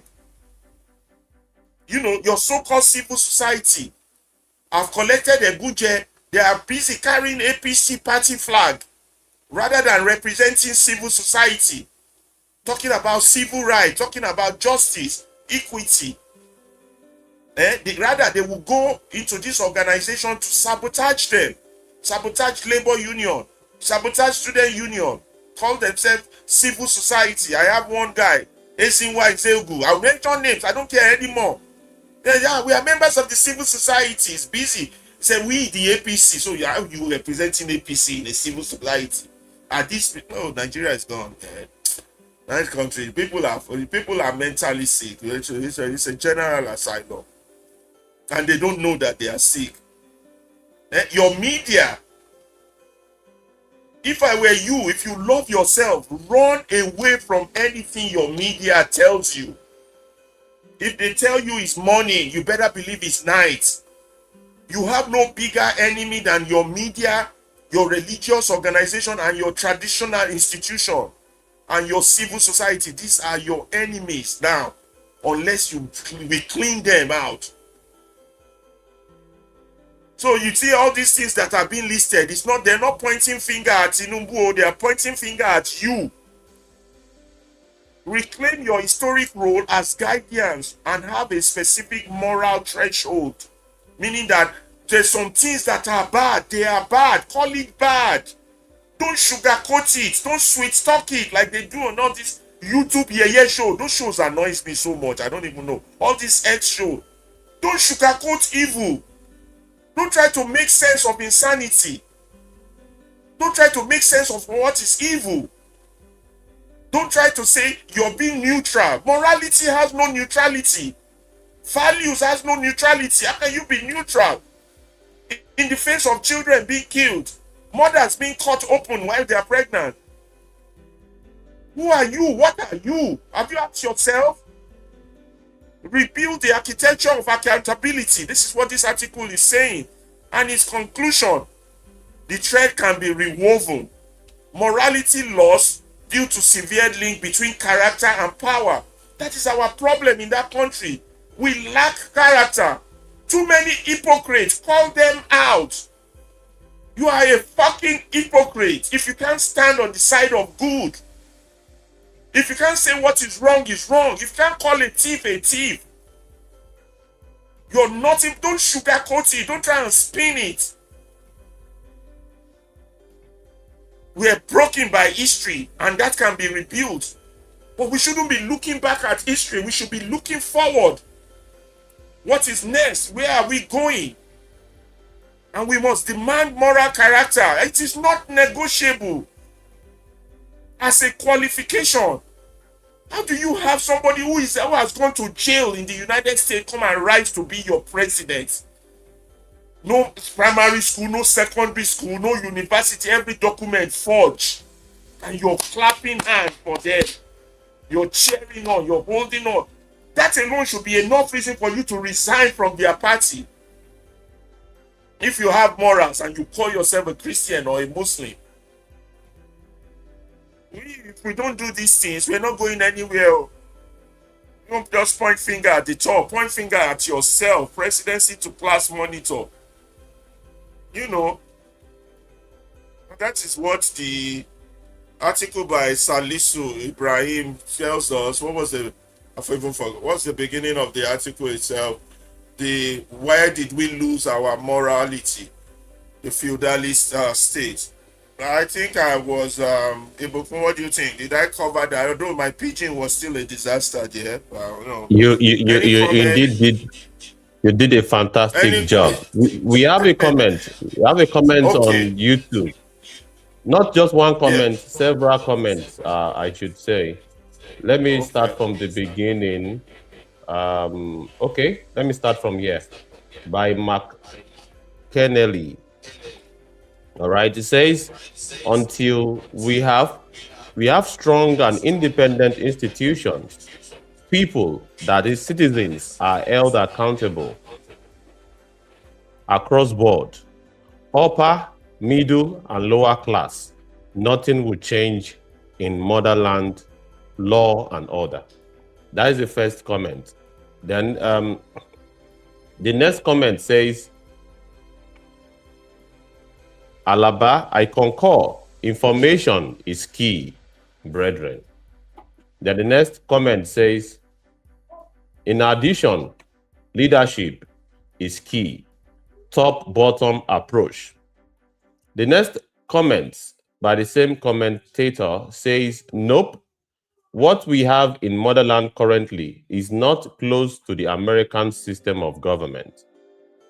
Then the next comment says, motherland system is unique, not only to motherland. In my eyes, it might fall into the feudal system, but going by the events in the 10 to 15 years, sadly, it's more like a broken system.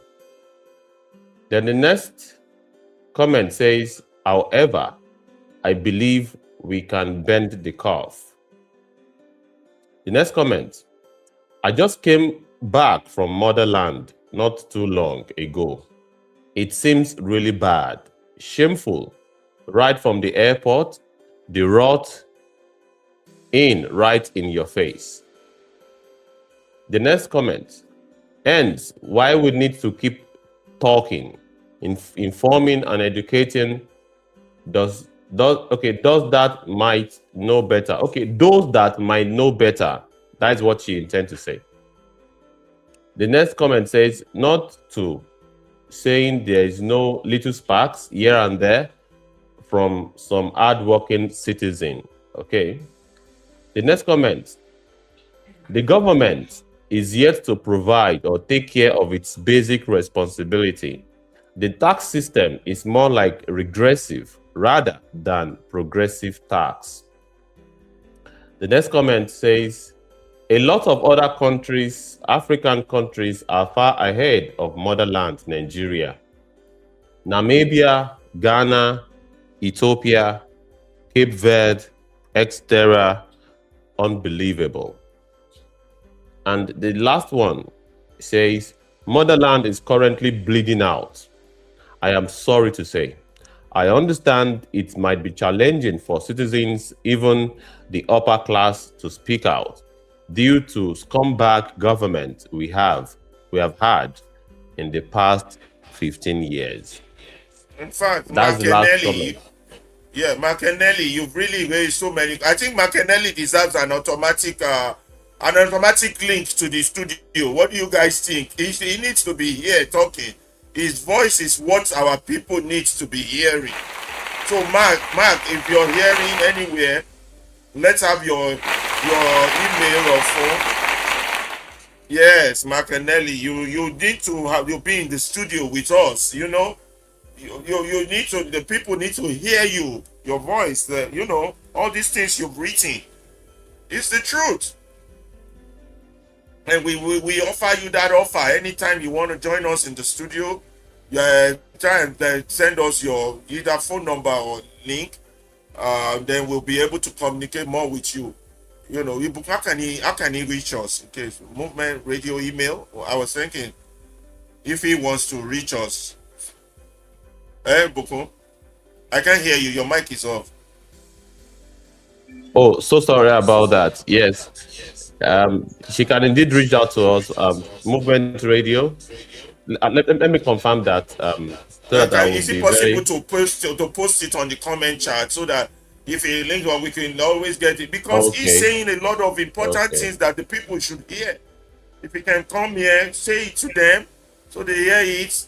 So because I know it takes a while to type all these things out in the comment section. And if he can join us on the Twitter microphone page, and he could come straight to the studio and say, let the people know these things. These are the kind of messages our people should be hearing. He just came back from home and he said the rot is really bad. Just post like not the link of our email, so when he contact or our phone number, so when he contacts us, we can always give him at least our phone number, the Movement Radio phone number and email. So when he contacts, we can always let him come to the studio. I'm sure he has more to say to this. That's a very good article, Abdullahi Salisu. And what is our next plan and the phone number also? The Movement Radio, is that the 872? He said the yes. Fourth That Republic largely has nosedived after 10 to 12. Yeah, it has nosedived. It's true. So, Macanelli, we're sending you our contact. So, you need to be VIP on this studio, And what's the other number? Is it 872-818-0065? I don't even remember. The Movement Radio phone number. Put that on the link also. So that once he connects on with us, we will be able to always send him an honorary link. Is it 872? I've forgotten my own number, the Movement Radio number. Abdullahi, what do you remember the number? The phone number. Bukum, your phone is off. Your mic. Yeah, +1 872 818 put it on the screen for him so that once he connects with us, anytime he wants to come to the studio, his views are what our people should be hearing. His view, people with positive views, not all these ramblers and all those who like to muddle the truth, muddle facts, so that our people don't know what is hitting them. That's not what it should be hearing. You understand? Yeah, thank you. Put that on the screen so that he can keep in touch with us, and anytime we're going live, if he wants to join us in the studio, and anybody on our X page too, we'll let them have him. Anybody that wants to join us in the studio. But we will continue with our education, information, and enlightenment. That's the purpose of every educated Nigerian. But some people, they just keep rambling rubbish. Rubbish. Okay, what is next for us, guys? Are we going to next? Before we go to next, should we put some entertainment and comedy? I don't know. Or share my experience yesterday with the people. That's another story. Let me see. Yeah, good. That's it. 872-818-0065. Macanelli, please add that number to your link, and then we'll be sending you detailed information on everything. And anytime you want to join us here in the studio, you're totally welcome to let the people hear. You have very good opinions on and you've seen the reality. You just came back from the motherland and you saw what is going on, that the rot is really, really, really bad. Are you guys taking the microphone away from me for now? What are we doing next? Is there anything on Facebook we're sharing? Well, maybe, yeah, it would have a better selection if you are supervising that side of things. Okay, are we giving informations out on anything on that? Well, for now, we look forward Okay, to having people join in okay, terms of picking up the microphone. So far, so good. The participation has come from YouTube, only YouTube for now. So okay. Do we have a question for the people that they want to join, that they want them to discuss? We got more people have yes, joined on. number one question that we've asked them is: Are we practicing democracy in Nigeria? And who are those in charge of this system that we are practicing? All right. Give your own comments generally on the subject of the day, and let's have your contribution. That's our challenge to the members of the public. They should engage us. They should express themselves. If we are indeed not getting it right in terms of perspective, nobody's an island of knowledge. Reach out to us. You can comment. You can take the mic. You can send us an email. Any way you want to take Duam. We are very receptive to feedback from the members of the public. So yeah, today's article, Fuedal Let's share Nigeria. these words of sorry, Yeah. Bukun. Let's share Okay. these words of wisdom with our people. By Aesop, right? Saying that those who voluntarily put power in the hands of a tyrant must not wonder if it turns against them. Aesop. Aesop quotes warns that the risk of giving unchecked power to any individual or authority. Concentrated power without accountability can be misused, regardless of intentions of which it was first granted. The quote reminds us of the importance of responsibility, oversight, and the rule of law in any society. Healthy communities depend on systems that balance healthy communities depends on systems that balance authority with accountability. Citizens also share responsibility of staying informed, participating thoughtfully in civic life. This message encourages vigilance, wisdom, and respect for institutions that promote fairness and individual rights. Trust should be accompanied by transparency and accountability. History shows that balanced systems are more resilient than those built on unchecked authority. Freedom is threatened when power is exercised responsibly. Wise leadership values service over control. Accountability is one of the strongest safeguards of liberty.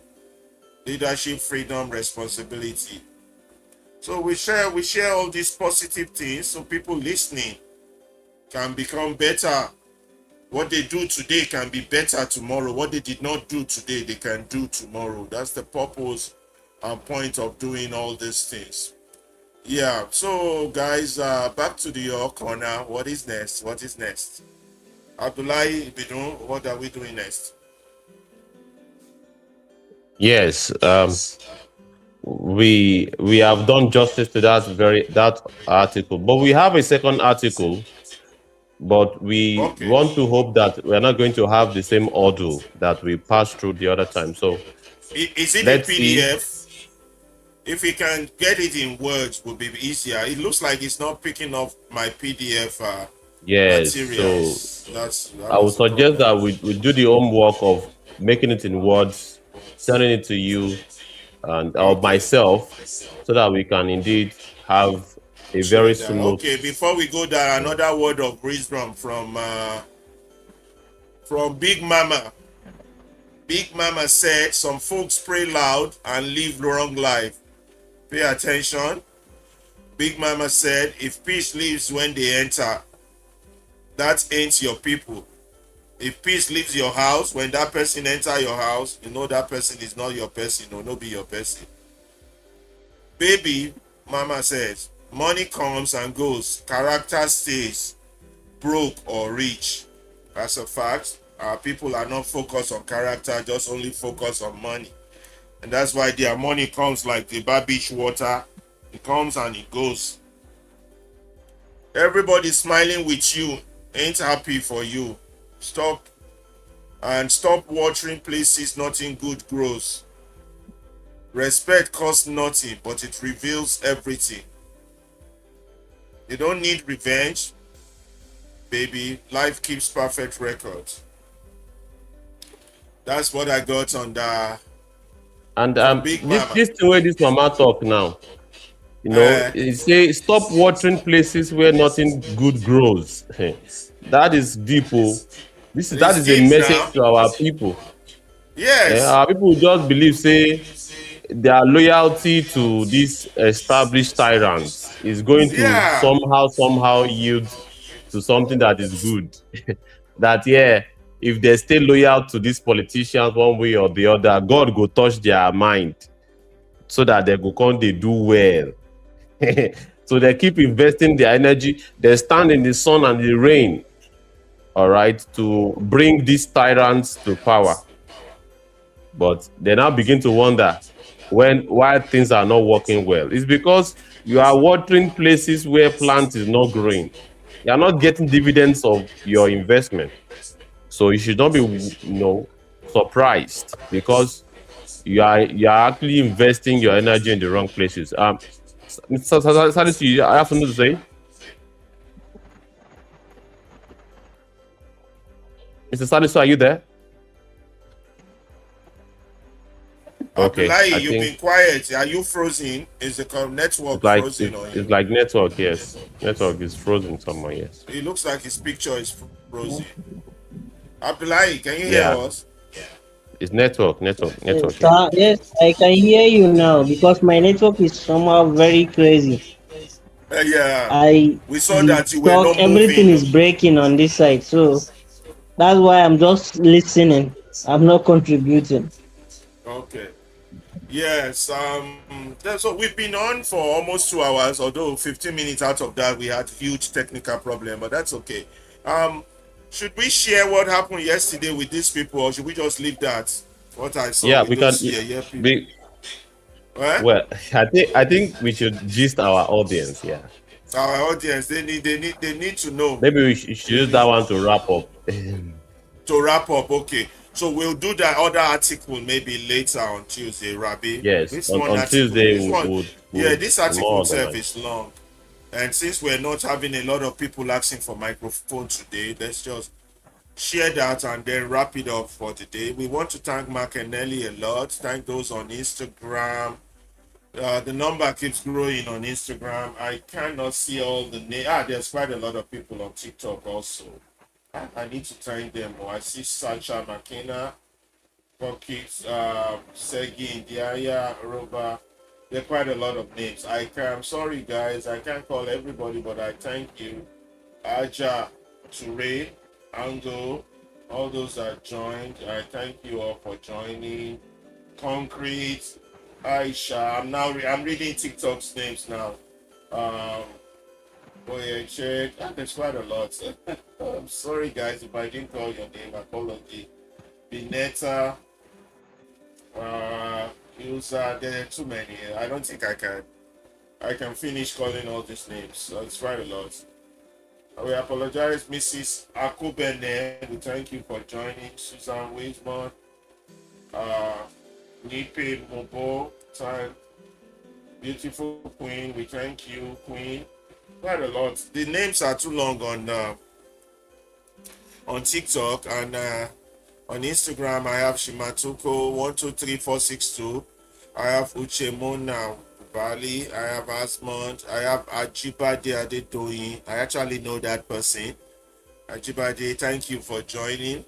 I can't. I'm sorry, guys. I cannot see the names on YouTube. and I cannot see the names except for those that comment. I can't see the names on Facebook either. But we thank you all for joining us. Thank you Instagram, thank you TikTok, thank you YouTube, thank you Facebook.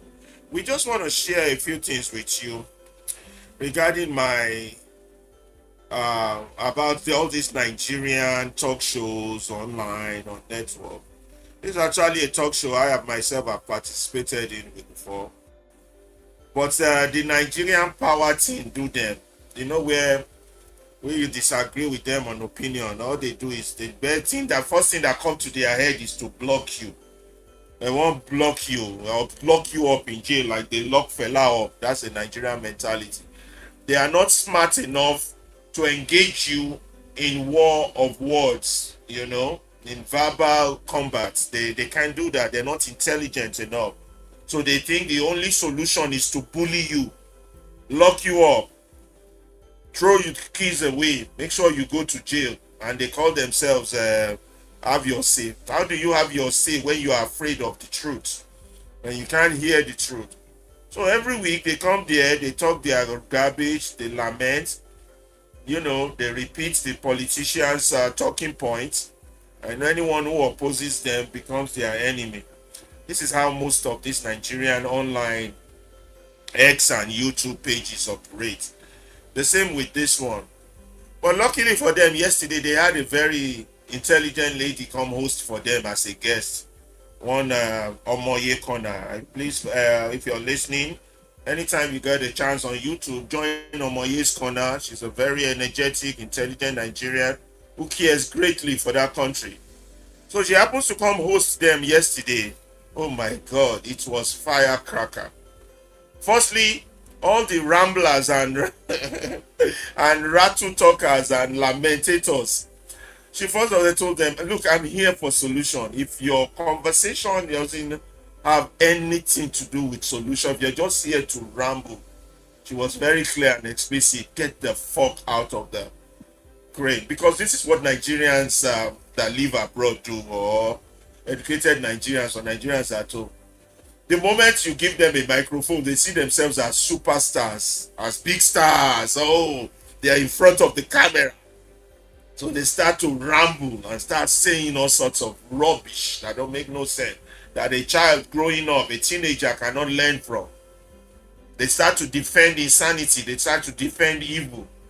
In fact, that medium has just been too negative for my liking. It's brought on so many terrorist sympathizers, so many negative people, these Sharia lovers, terrorist sympathizers, brought them all to come and be hearing their views and poison. It particularly has one devil, I call devil, the one enemy of Nigeria, they call to Nigeria or forefather. I mentioned him now. Well, we know they hide though, we don't send you now. If you don't like waiting that they talk, come here, come argue with us, come debate us. That one is just anybody that give that one a microphone, that man called to Nigeria or forefather. That person is an enemy of Nigeria. That's what I believe, because that guy has nothing positive in this world to say except to defend the ruiners of Nigeria, and then to distract, try to talk about Russia, Germany, London, things that are not relevant to the pains and suffering of Nigeria. So anyway, this platform luckily happens to I was in Atlanta in the car at the gas station, so I was just scrolling through my phone. I saw happens to have a different host. I had this vibrant young lady called Omoye Corner handling the show, and he was dealing with all the men. The men were cowards on this show. Cowards. Come in, ramble, talk rubbish. If you do not have a solution for Nigeria, get the fuck off the microphone. That I am hosting today. If your guy comes back, you can continue your rambling and bullshit talk. But for today, I am hosting, and there will be no weak men allowed or rubbish talk allowed today.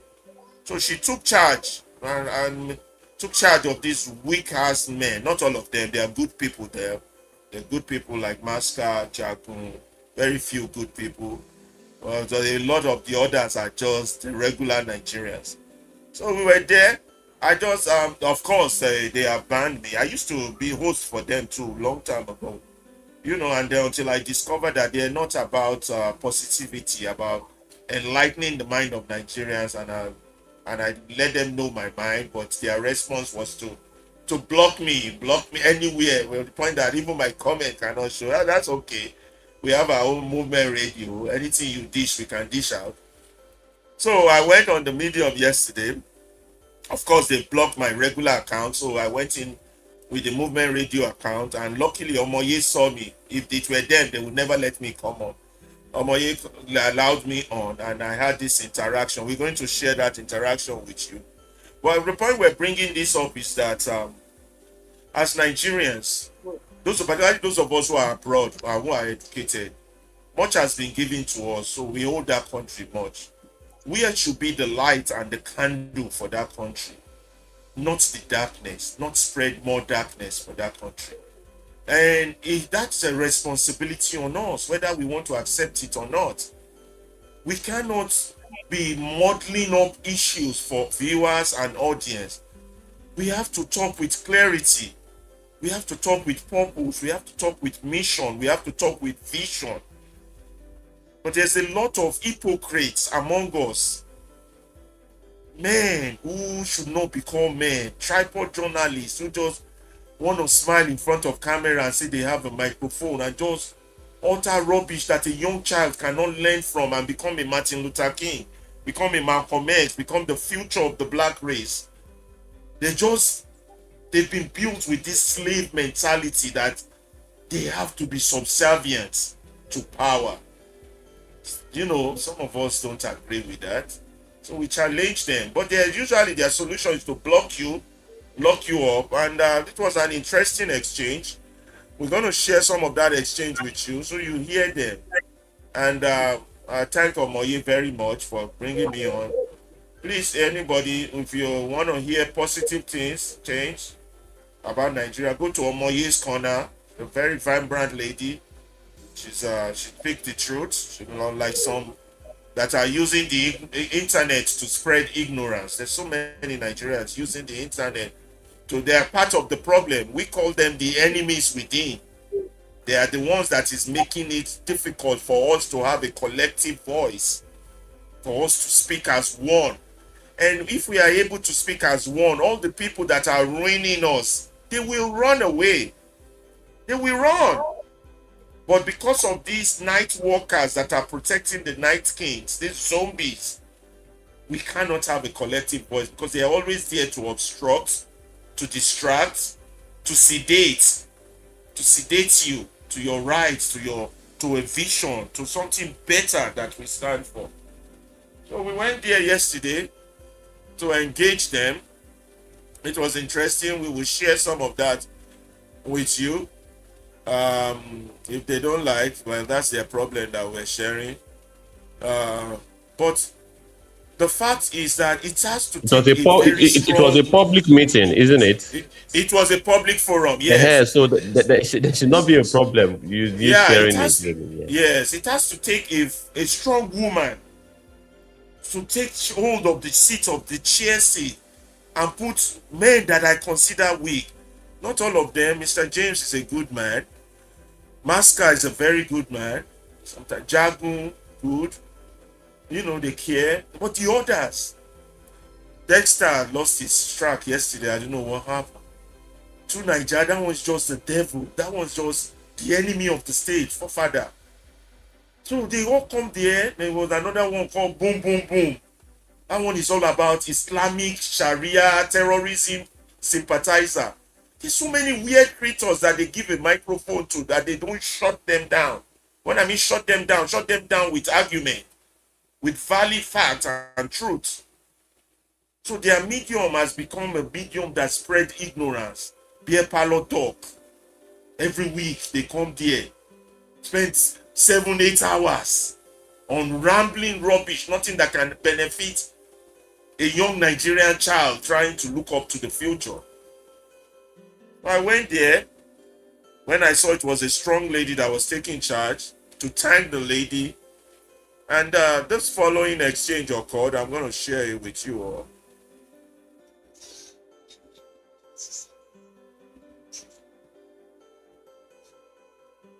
You know.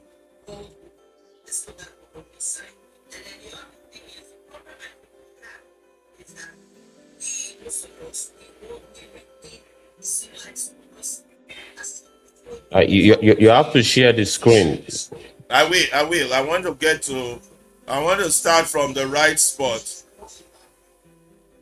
Share a few things with them. Let me share the screen.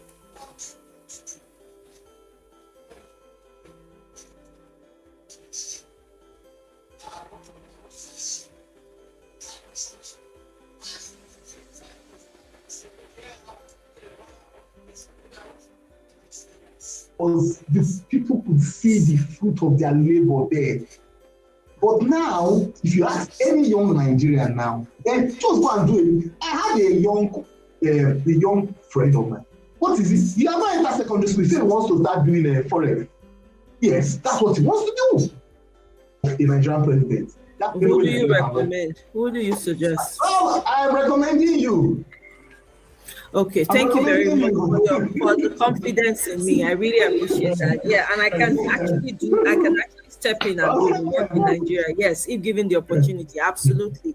Now, everything you said, I hear everything you said, and that's a long time conversation that's been going on this Dr. Damage's channel, and in other spaces that has been going on. People have been having conversations about how Nigeria started, how fragmented it is, how things are not working, how and I kind of disagree with you that Nigerians are not creative. I know you don't mean all, but when you say it like that, it seems like you're referring to everyone. And I just want to point out to the audience, we know that Nigerians are extremely creative. They are one of the 1% of this world that are creating world over. Let's put that on the one side. And then the other thing is, the problem I think we have is that most of us, it seems like some of us are still sitting in the problems of Nigeria. We're still carrying that weight. We still keep talking about it. We're not looking for a way out. We're not looking for a forward, we don't have a forward outlook of what Nigeria should be like. It did not take people that have taken their countries from where it was, however horrible, to where it is today. It wasn't rocket science. They don't have, their brains are not better than our brains. They got the president in El Salvador. Is it El Salvador? Yeah.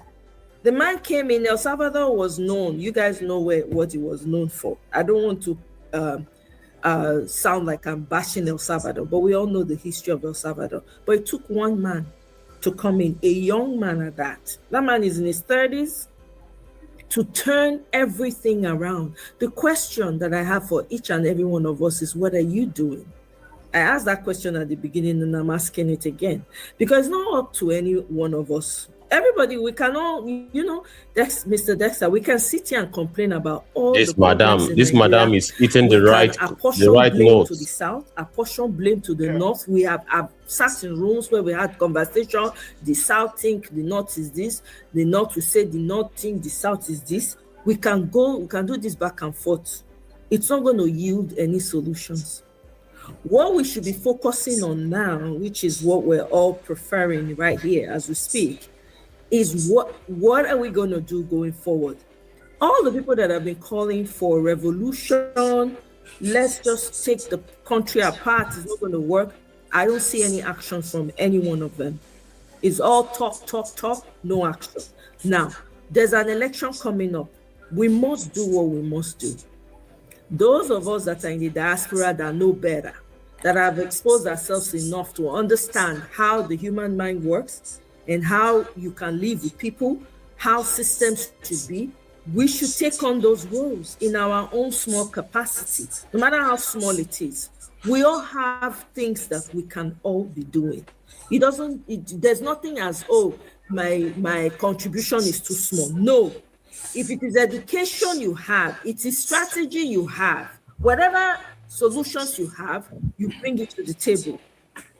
Perhaps the election, I'm assuming for those people who think dividing or breaking up or let everybody go into their own way is the solution, maybe 2027 will be the year. Why don't we give it a try?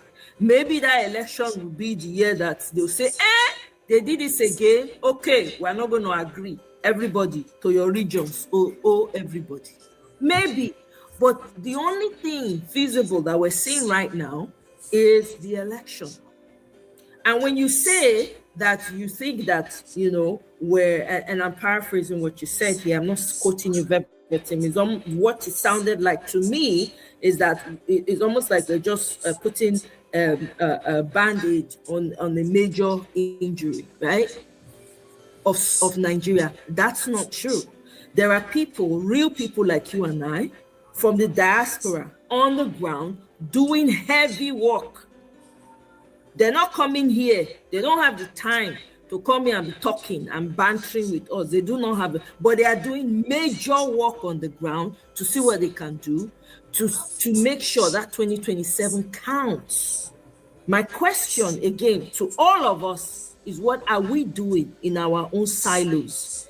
We can all complain from here till forever about the ills in Nigeria, starting from the civil war, Adakaboro. We can talk about all everything. That is not leading us to the solution. It's not leading us to the future. We're not going to remain in history. We have to move forward. Yes, history should be told.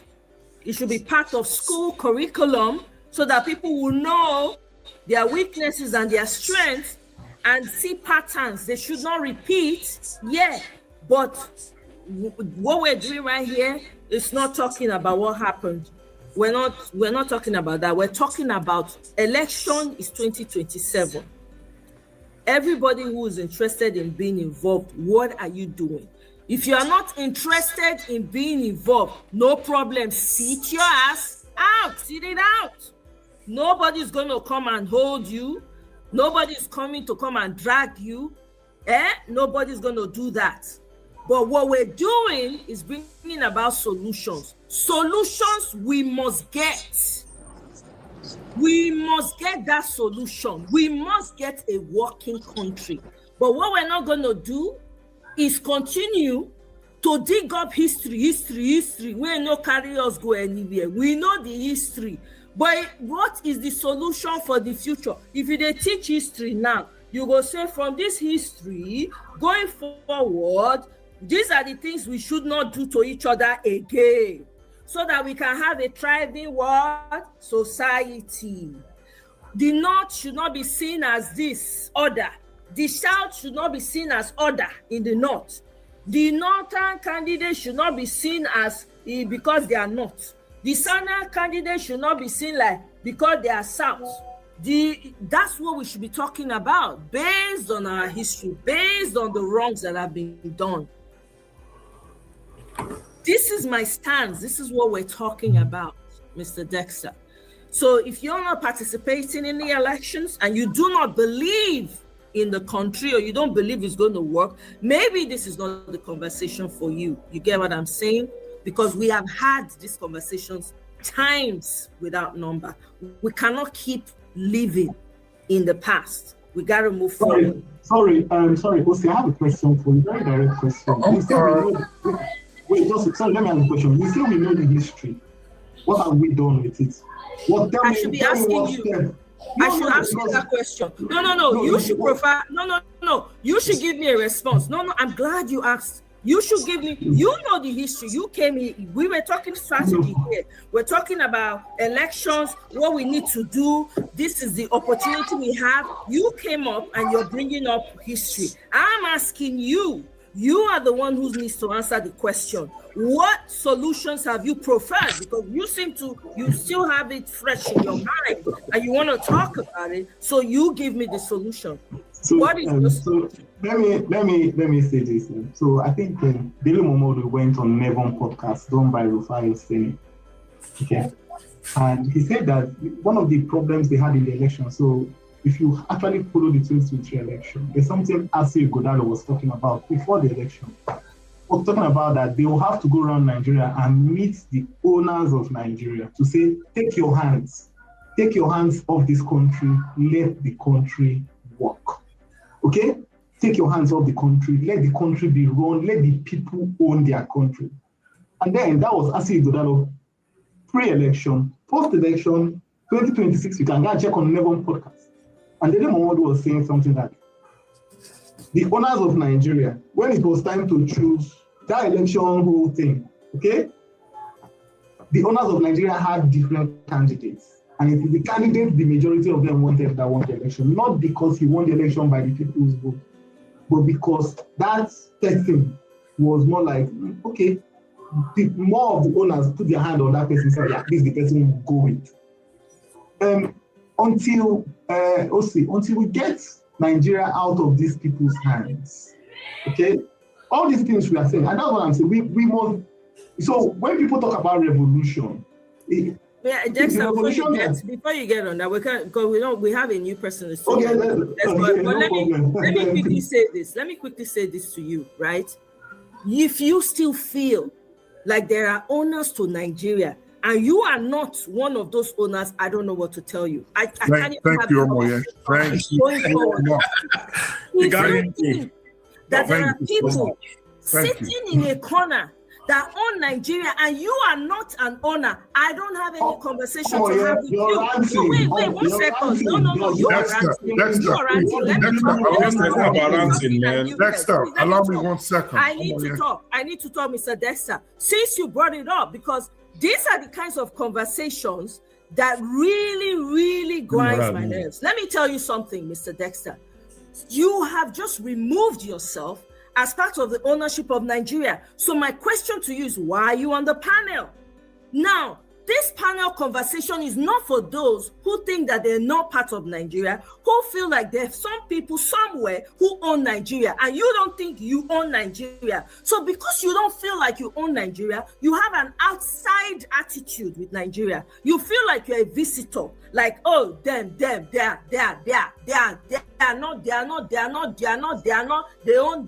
own. That's the narrative they've given you, they sold to you, but it is in your subconscious. I don't think that way. I own Nigeria. Nigeria is my country. Nobody here is more Nigerian than I am. I am coming to take what is rightfully mine. What do you say? Are you ready to take what is yours? Or do you want to sit on the sideline and talk about history and talk about what has not worked and talk about people who get on podcasts and talk? When are you going to talk your own solutions? How you're going to bring it about? What is going to happen? These are the questions you should be asking, not dwelling in the past. You can know the history as much as possible. What has the history done for you, for your future self in Nigeria? If the history had done so much, why are you not in Nigeria?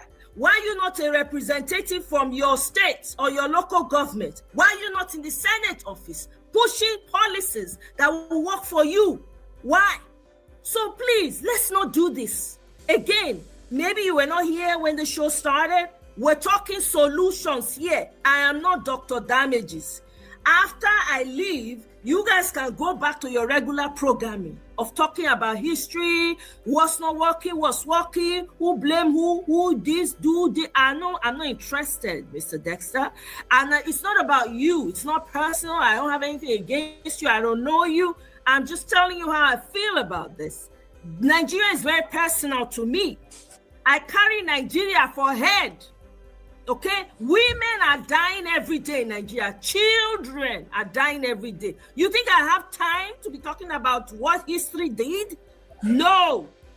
I'm talking, knowing the history, what are we going to do to fix it? If everybody has to go their separate ways in the end, so be it. But let's start by fixing it.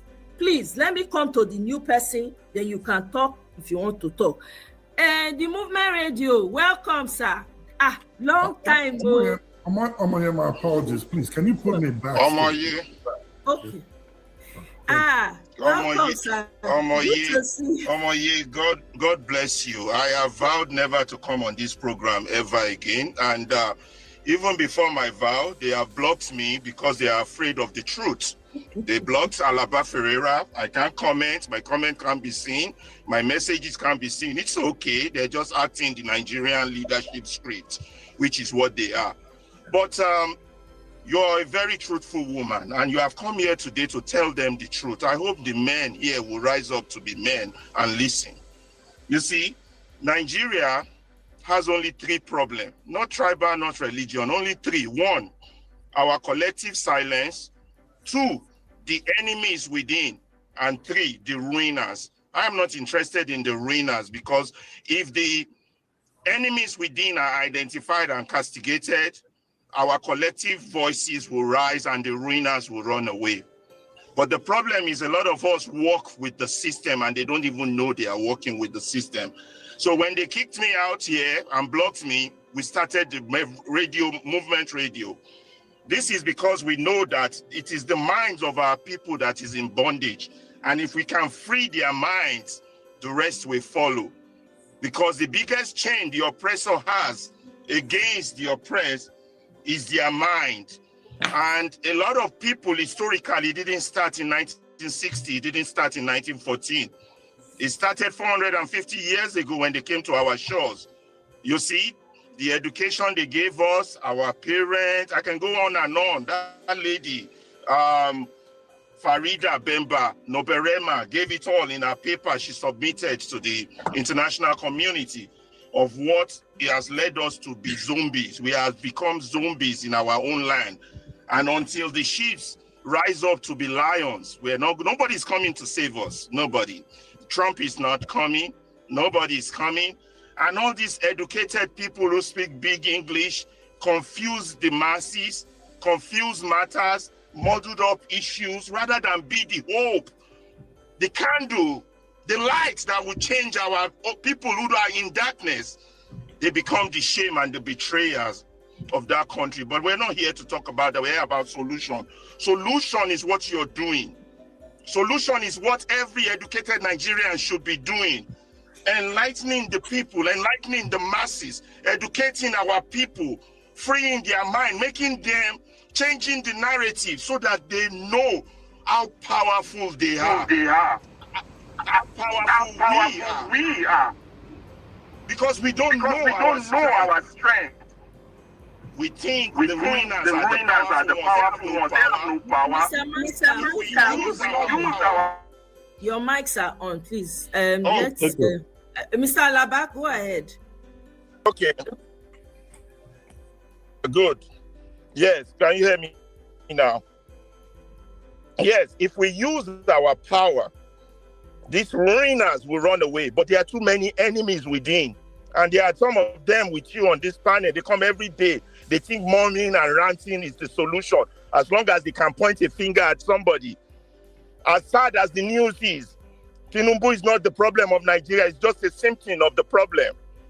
If the likes of Obasanjo and the rest have not failed, we won't be where we are.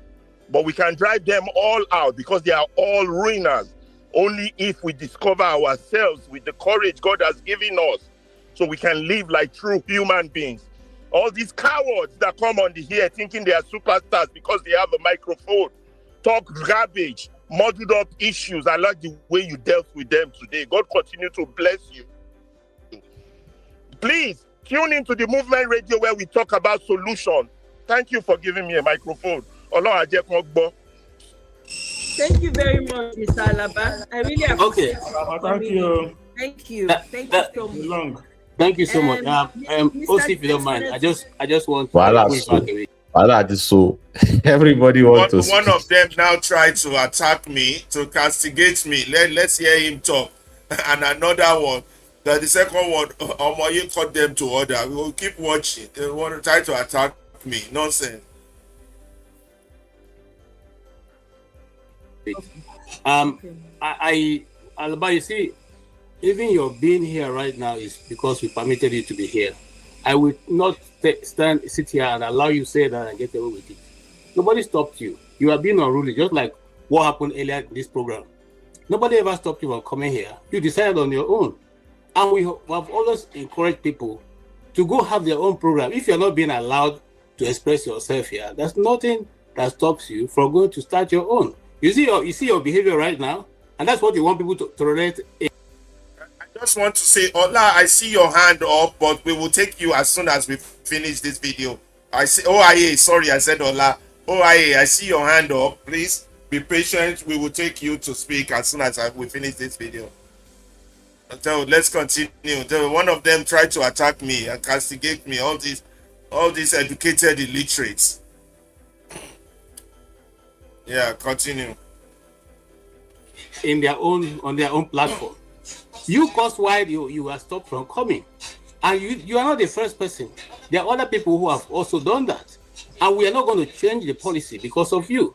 If you do not want what is discussed here, just like Omoye has said earlier, anybody who wants to be in her program can go and wait till when you want to be in Dr. Damage's show or the show that you have created for yourself.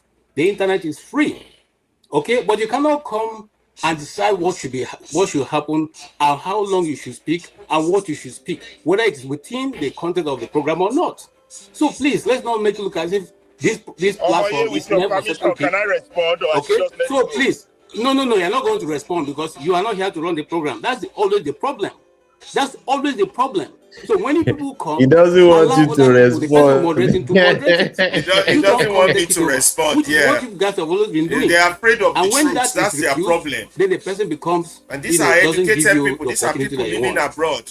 Look, it's a free world. Then one started spreading fear about don't try to remove the government. So he said, who's talking about removing? All right. Thank you. I just have to push it because damages is not. A minute, somewhere, please. Please, KJ, Alaba, you are a senior man. But for real, when you said they kick you out, I was like, what happened? But it does like somebody they say is a thief, then he see somebody's money in the pocket, it's not like the money. You are trying to put the person wrong. Just like your reaction right now, it's not a good thing. All right? It's not you're a matured man. He was talking, he didn't, he had right to reply. The reaction, if anybody wants to be against kicking you out, the reaction, you are proving them right. Because the reaction right now is not proper for a senior man. Mr. Uzo, sorry, guys. Regardless, Mr. Alaba is still my brother. I brought him up. He requested the mic and I pulled him up. So whatever issues you guys have with the programming, please, can you guys talk about it after me? I've gone because, I just came here to host on behalf of Dr. Damages. So please, let's just leave it as it is. Mr. Ferreira, I know you want to respond, but please, Ejosa, there's no need because I really want us to stay on the issues with the time I have so we can move forward. Thank you very much. I appreciate that. Very much. Yeah. Mr. James. I think movement ready. And I am convinced this is exactly the point I was making. If one starts something, one year. Okay, let's stop that for now and go back to our regular programming. OIA has been waiting for long to speak. You see, mediums like that is a copy of what Nigeria is. You have men who should know better, who know better. You see them? They don't care about solving problems. They want to lock people who are trying to solve, just like they are locking Showore up, locking all the activists up. They can't even engage you in verbal interaction, conversation. They're scared. They're scared of that is Nigeria for you. And they come every week, sedating the people. Imagine a young man or young woman listening to them. What are we building for the future? Anyway, make me stop talking. Ibuku, can you give the mic to who are you saying? So those are that's what we're, and I believe these enemies within, we have to go after them. We have to start going after them, whether it's on X, whether it's on YouTube, or anywhere where you grab a public microphone and your what is coming out of your mouth is what should be coming out of your ass, of your bottom. We will come after you. Because all you think about is your stomach to your furrow, to your ass. Anyone who has a brain will see that Nigeria is not working and we all need to do our part to make sure that it works. And if you come to be an hypocrite, put tie on, call yourself a journalist, start saying rubbish, sedating our people, pushing them more into slavery, we are coming after you. Whether you like it or not. I beg Ibuku, give microphone. Abi Abdullah want to say anything before Ibuku gives the mic to the man has been waiting for long. Yes, I think you should give the mic. Give the mic. Take over, Ibufu. Yes. OIA, over to you. Are you there? Yes, I'm here, comrade. I wasn't even sure where I was hearing the whole thing from. I think that was like a hybrid of a space, if I would assume in my head, like communication from different spaces or different platforms, and needs on also the movement radio platform. I think that was what happened, right? If I'm right. Yes, absolutely. Oh, great. Because my intention then was, I was thinking it was on the movement radio platform that I heard a couple of things. That was why I grabbed the mic. But it's all good. It's a recorded space, so it doesn't matter. I wanted to really respond to some of the things I heard, largely from the lady, then just a bit from the other guys. But I won't separate it. I'll just take everything together, and just also to agree with the movement radio as a comrade Ferrari. That our collective silence is indeed a major problem. Our collective silence is a national threat. The high level of docility in our people is a national threat. In fact, this high level of docility, this individualistic mindsets that have bought and purchased us, this high level of greed among our people, our youth, old, young, and whatever, is a national threat that is far worse than the terrorism that we think is hurting us. I'm telling you, and where that is going to lead us all to is a place that will never come out from if we allow it. And that's why, platforms like this, I'm always, hopeful and ready to hear my own voice, so that at least we know we spoke. Just like Comrade Alaba has always said, we must come together and start talking about this thing, educate our people on this thing. We must never get tired. Whether you spoke in the morning, spoke in the afternoon, come and speak again in the evening. Do not get tired of speaking about it. Speak about it, add to the matter. It is important. That number is very important. That we have a number of people talking about these things now. It is very, very important for the sake of the future of our nation. Yeah, so it is indeed a national threat, our collective silence. Sometimes I wonder why people get triggered when history is spoken of. It's just when you start talking about history, it's more like they can tell you, oh, we know all the history. We know all the history. Just know that they don't know. They know nada. Whatever they know, all they know is upside down. By the time you engage them, you realize that they really took the whole thing upside down. Especially the diaspora in the US are the worst of all in this narrative. The diasporans in the US, take a case study. Take a diaspora from China. Take a diaspora from US. Engage them separately. You see their mentality. Just give it a shot randomly. Just to take a diaspora from China, take a diaspora from US, take a diaspora from Norway, take a diaspora from Sweden, take a diaspora from Russia. You will see the diaspora from US. It will most likely be going north when everybody is going south. All these people, most of them, now upside down history that they study. Most of them. Because the US in itself does not encourage the right tutelage, not even to their own people. The US in itself does not encourage the right education. It is only the education that will favor the states and favor the business narrative of the state. Is what they teach the people. That's why everybody in the US is now speaking about. You hardly, maybe few people like Alaba Ferrari. You hardly see people from the US talk about socialism. It is forbidden. There was a time, once upon a time in the US, if you dare talk about socialism, you may end up in prison. If you don't end up in prison, you'll be sacked from your job. If you're not sacked from your job, you may be spat on, stoned at in the same US. So you wonder what kind of history do these people learn in the US or they are based in, except for the few that have decided on their own to start studying these things in depth. And when you see them, those that decide to go and study these things on their own, outside of whatever books or whatever things the US is putting to them, you see that the way those people hold on to the knowledge that they got, they'll be ready to go everywhere in the world to tell the people these truths that they found out. So yeah, sometimes I wonder why people get triggered. I'm not always surprised, so I just wonder, because I know where they are likely coming from. The lady that spoke, that is just marrying, what is this history going to do? What is this history going to do? By the time you check, I'm sure she's from US. They are the ones in most cases that talk like that.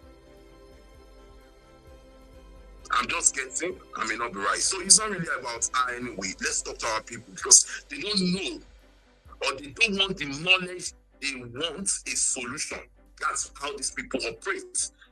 What is the solution? What is the solution? No, forget the knowledge, but you want a solution. How can you know the solution? Explain to me. If you do not know where you are coming from, how do you know where you are going to? Make it make sense. This is the primary reason real well-developed country in the world keep teaching their history. Sometimes they teach the history that will favor them only. They ignore the history that is bad, teach the one that is good. But at least they are teaching the history. How far with our own country, Nigeria? They banned history, and you want us to, here we go. We must understand one thing, huh?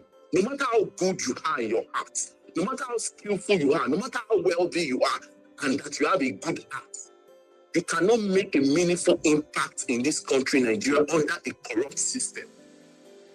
It's going to swallow you up, except you are in cahoots with that system. Many people have brought in investment into Nigeria. They are crying. They are crying. They just brought in investment with their own pure mind. Set up investment in this country, Nigeria. They did not affiliate themselves with any political party. No, for them is to just set up business. How far with the business today? We have a lot of them. A lot of them everywhere in Nigeria. People are scared already. The panic mode not be here.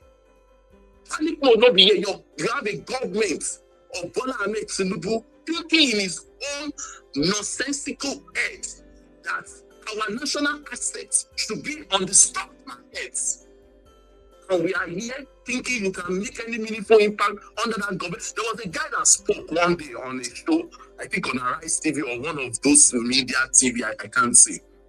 And he said he has a brilliant idea on, I think energy or something robotics. He was saying something on technology, I think. He was mentioning all of these things, ideas that his thoughts, is better at what he was saying. And the presenter asked him, so this brilliant idea, can you just approach the government so they can say stop and benefit the Nigerian people? The guy said he would never try that again. That he tried that under the good luck Buhari government, and he knows how much he paid for that. That he's never going to try it again. So this idea, is it going to just go like that? He said he hoped that a well-meaning government, a government that is technologically sound, a government that has the brain of the visionary government to come and lead Nigeria. That is the government that would appreciate his ideas. They just say, out of all of these 18 to 19 presidential candidates, are you saying you can't get anyone? He said, not really. If you would take one, so far in his head, he would take Omoyele Sowore. But unfortunately, he does not know how Sowore is going to come. I'm just quoting him verbatim. Unfortunately, he doesn't know how Sowore is going to come to power. It seems like the only one would appreciate this kind of idea. How far Nigerians, a people without their history, are like a tree without a root. Anybody who speaks ill of history, who told you they are tired of history, stop speaking, run away from them, or put them where they belong. Don't listen to them. These are agents of misfortune, agents of confusion. They want a solution, but they don't want a process to that solution. They are in diaspora, they are in every part of the world you can think of. They are not interested in how those countries get to where they are, that they have now developed, and they are benefiting from. They are not interested in that process, so they are just interested in the development. So all they are thinking is profits. So when they say they are coming, we are coming. What are you doing? What people are, when they talk like that, they are talking about, oh, for them, they are already setting up one business in Nigeria. This number, you can go around and check how many Nigerians are crying. People use credit card to come and invest in this country, Nigeria. Use a credit card. That was a huge risk. The businesses are no more. How can you buy properties? They are no more. If I go abroad, I want to buy property. I've been to few countries in the world. Those few countries I've been to, for one reason or the other, I know if I am interested in buying a property, I'm not going to end up crying. There are processes. You can just even do it online. There are processes to it, and you'll be safe. There are modalities. There is no bottleneck, no stronghold anywhere, no rock barrier that will be preventing you from accessing the right information anywhere. But it's a different ball game in our own dear country, Nigeria, because no corrupt individual can lead the people to liberation. The Tinubu government is not interested in liberating Nigeria; it's interested in harvesting what is left of Nigeria. Buhari came to kill Nigeria. Tinubu government is here to bury what is left of her. It's as simple as that. Concern with many of those in diaspora is how they suddenly feel they are special. You are in diaspora, just suddenly feel you are special. You know better. Yes, I will give a fraction of that to you. But to think you are special, you are misinformed. I acknowledge exposure, but what is the point of exposure without strategic implementation? Exposure without strategic implementation of the idea and what you have been exposed to amount to nothing. It amounts to nothing. We can't be said, what is revolution? Every now and then they speak down on revolution. Almost 90% of the developed countries in the world, almost 90%. I think I'm even making a mistake. If not 100%, let's make it 90 for the sake of things I don't know yet. Almost 90% of the developed country in the world, quote and unquote me, went through a revolution, one way or the other, and it is not everything that was bloody. No one lied to you. They keep coming here. You want to say revolution. They say you want to tear the country apart. That's what they say. Those who do not allow peaceful revolution are the ones who make violent revolution inevitable. You cannot make it my own fault because I called for it. It is the fault of those who do not allow it peaceful that bring about the chaos you may experience during the revolution. Just few last week here, we were celebrating our freedom day, or what did you call it? We were celebrating our 7th year anniversary of revolution now.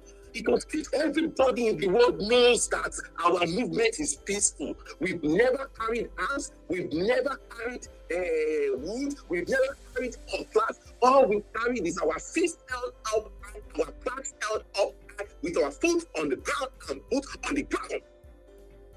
But these mofos, they come with cracking guns that they refuse to use in Sambisa, and they come using it upon all. And the ones revolution is bloody. Look at the word revolution, you understand what revolution really is. What's done with this kind of proposals around us, lying to the notice of the people that it is really a revolution that is encouraging violent revolts in this country. It is the life from the pit of hell. Life from the pit of hell. No one is indeed interested in a nation building. What they are all interested in is profit making. Almost all the people from the so-called diaspora. We listen to Liberation Chat. You know now, this our brother, what's he called? From the northern side that is based in China. This popular guy. I'm sorry, I can't remember his name. Can you remind me of his name now? You know, that came out. Dambelu, brother. Dambelu. Look at that's why I said I have two friends. Apart from Jason that we hosted on our space some weeks ago. I had two friends, you know, in China, and I know what they say. They are not revolutionary, but you see these things they say, you think they are revolutionary because they are thinking totally different. Look at what Dambelo said when he came to our space. Look at what Jason said. Jason is from America.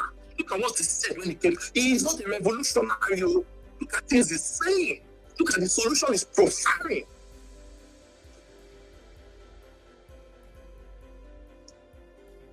The rest, they are only looking for. All they are thinking, I am telling you, I'm not making it up. They are more interested in profit making. All they are thinking is greediness. Some of them, genuinely, they will not know that is what they are doing. When they set up business, they are setting up business to be looking at what profit can I make? What profit? Not like, I'm not saying you should set up business and not be thinking of your profit. Don't get me wrong. But when you think of your profit greedily, excessive profit, that is where I draw the line. Yes, you cannot decide to define what is excessive profit. If you mean well for your people, you know that you will not be thinking well for excessive profit. You know that all you'll be thinking of is standardizing, impacting the lives of your people, not with peanuts, not with crumbs. You will not treat them the way the government. That's why I look at the Sahara Reporter. Sahara Reporter is paying over the current minimum wage. Long time ago, over the current minimum wage that the Sahara Reporter has been paying it to its workers. In this same country of ours. So what are we talking about? What are we talking about? Someone to leverage on the minimum wage that they propose, 70,000 or 7. Now, the moment you employ like this, at least they say 70,000, come and take the 70,000.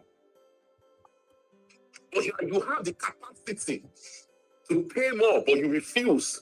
You have the capacity to start these workers so that they can benefit from every scheme of the company. You refuse. Instead, you contract them out. What an evil soul you are. Yeah, I'm going to try to end it. So I know that they don't care about the models and modus operandi as to how the countries they dwell in overstates go to where they are. They ignore the process, just want to jump on the imaginary outcome. On earth do we have intelligent people still gaslighting the word revolution? How are people still saying in 2026 that revolution means tearing apart a nation?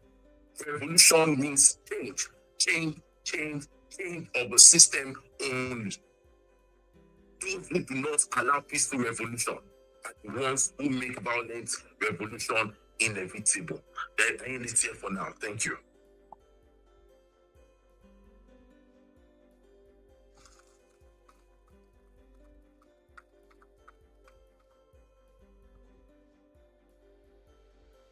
Yeah, OI is done. Yeah, thank you, OI, for that contribution.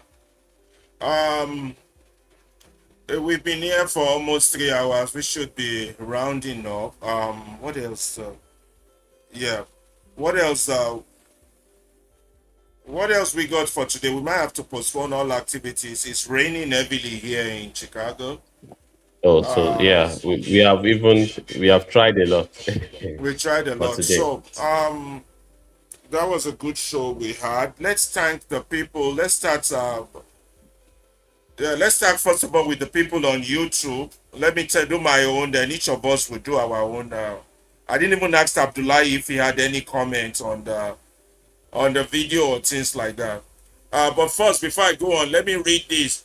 The slave trade never ended. It was just reformed. The African ruling and economic class are slave traders, and their trading partners are the same as usual, but the merchandise are blissfully unaware of their enslavement. That's by Dele Farotimi. Um, Before we go on, let me thank our audience on the YouTube, particularly Mark and Nelly for his wonderful contribution. Mark, please note our number down and email. Have it with you, save it so that we can send you VIP access to the studio anytime you want. All the other people on YouTube, the two YouTube pages, the Emmanuel Ferreira one and the Movement Radio, we thank you all very much for joining us. I think we see like about 16 people. I apologize. I cannot see the names to get out the list on YouTube. Also, the people on Facebook, both the Movement Radio and the Alaba Ferreira Facebook, and we thank you all for joining us. Again, I cannot see the names to call them out, but I thank you. I thank you all very much. The game with the people on Twitch, I cannot see the names either, but it's not in front of me here in the studio.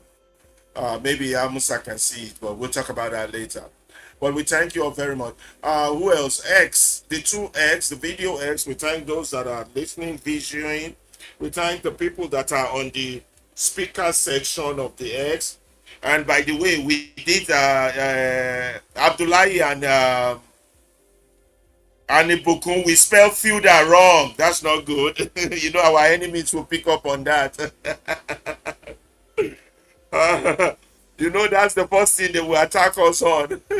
You could remember the one I told you about, the one I said something to that was speaking. Do you remember that story?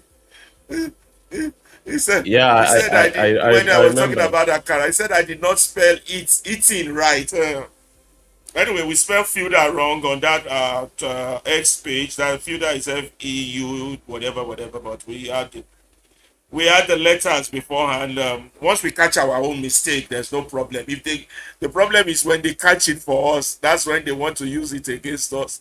Absolutely. That's true. Sorry for that error. I've changed Maybe it. it's just I've changed it. Yeah. I've changed it. I want to thank OIO for his contribution. I want to thank African in the Diaspora, Omo Logo. Okay. Okay. Thank you, Omologo. Thank you, Freno. The other names went away before I could call them. For the TikTok guys, the names are too long. I can't really read out the names, and I wouldn't even try. There were so many of you guys that joined from TikTok. It's a long list. The only one visible right now is Pierre Peter. Thank you all for joining us. All of you that join us on TikTok, we thank you a great deal for joining us. And then which other platform we have people? Let me go. Instagram, yeah, Instagram 123462. We thank you. Shimatuko, we thank you. Uchenna Onwabali, we thank you. Asmod Ajibade Adedoyin, I know her. Ajibade Doyin, thank you for joining. Josh Shebuka, we thank you. And Body Products, we thank you all for joining us. I'm sorry I couldn't read out the names on YouTube and Facebook and Twitch, but those are only Instagram. I'm sorry I couldn't read out the names on TikTok. There are too many of you. It's too long. I cannot scope. And my glasses is crying. That is all I have. My name is Alaba Ferreira. I'm going to hand over the microphone now to Abuja, Salisu Abdullahi, to give his last comment and thank you all. Abdullahi, the microphone goes to you, Abdullahi. okay. Thank you, each and every one of us, the studio crew, our audience across all social media platforms. I said thank you all because you have been an interesting audience, and we look forward for always your engaging. Always Mark Kennedy on YouTube. We always see your comment, and OIO on the audio space. We always appreciate your comment. Each and every one of you across all the social media platforms, we say thank you once again. Today has been an interesting show, and it's actually a big package. and we should all learn from what we have learned so far. All that we have discussed is our collective effort. We are not just here to just mention problems, but we also prefer solutions. And those solutions are not going to be done to be carried out by only movement radio, but all of us. Nigeria belongs to us, and the essence is to get a better country. So let's all come together. Don't hesitate to comment, to engage the movement radio across all the platforms. Those of you on YouTube, the movement radio email and phone number, you can reach out to movement radio and on either its email or the phone number given on the YouTube space, so that you'll be able to say your mind or even ask for a space for you to join in, come and make comments, say your opinion, or you have an experience that you want to share that you think is worth sharing that will help Nigeria getting better in one way or the other. We are doing this not just for all of us, for only us. We are doing it for even our children. So let's have a greater Nigeria. Let's do this again on Tuesday, same time on the Movement Radio. So thank you, Abdullah Salisu, Movement Radio, Abuja. Yeah, now for Egunla Lokeyin Gbale, we now hand the microphone to Ebukun Oluwa from Lagos to round. Thank you so very much indeed, everybody, for joining today's episode. And do not forget what we have always promised on the Movement Radio, empowering mind, changing narratives. And I believe today you have learned quite a number of things. You have relearned quite a number of things, and it has been insightful. Tune up to us. Do not forget to subscribe if you are on YouTube. Do not forget to follow on X and every other platform so that you'll be notified when we are up and running. Our routine is Tuesday, Thursday, Saturday, and Sunday. Regular time, 5 p.m. Nigerian time. All right, Central American time. That'll be 12 noon, I believe. So yeah, so tune in and let's have a conversation. And of course, the whole thing is diversified. You can just drop a comment. You don't have to speak, but we want to get your feedback. So I hope today's episode has been quite, interesting and empowering. So yes, there's no point in hearing all of these things without the application. Let us apply. Take a look at the action points and apply when necessary. And do not be stingy. Share this platform with others. Let them know what is going on here, that there is indeed a platform that is different from the rest. All right? We are not just regurgitating news here. We are indeed about breaking it down to the granular detail. So thank you so much. Look forward to another power-packed episode on Tuesday, 5 p.m. West African time and 12 noon in Central American time too. We would be anticipating your presence to join us, and let's keep the fire burning so that it would become a great inferno that they cannot quench, that the oppressors and the personalities in charge of the people's gullibility and docility, we have no other choice than to indeed free our people. So yeah, thank you so very much and have a great evening. Enjoy the rest of your weekend and we'll see you on Tuesday. Thank you. Bye-bye.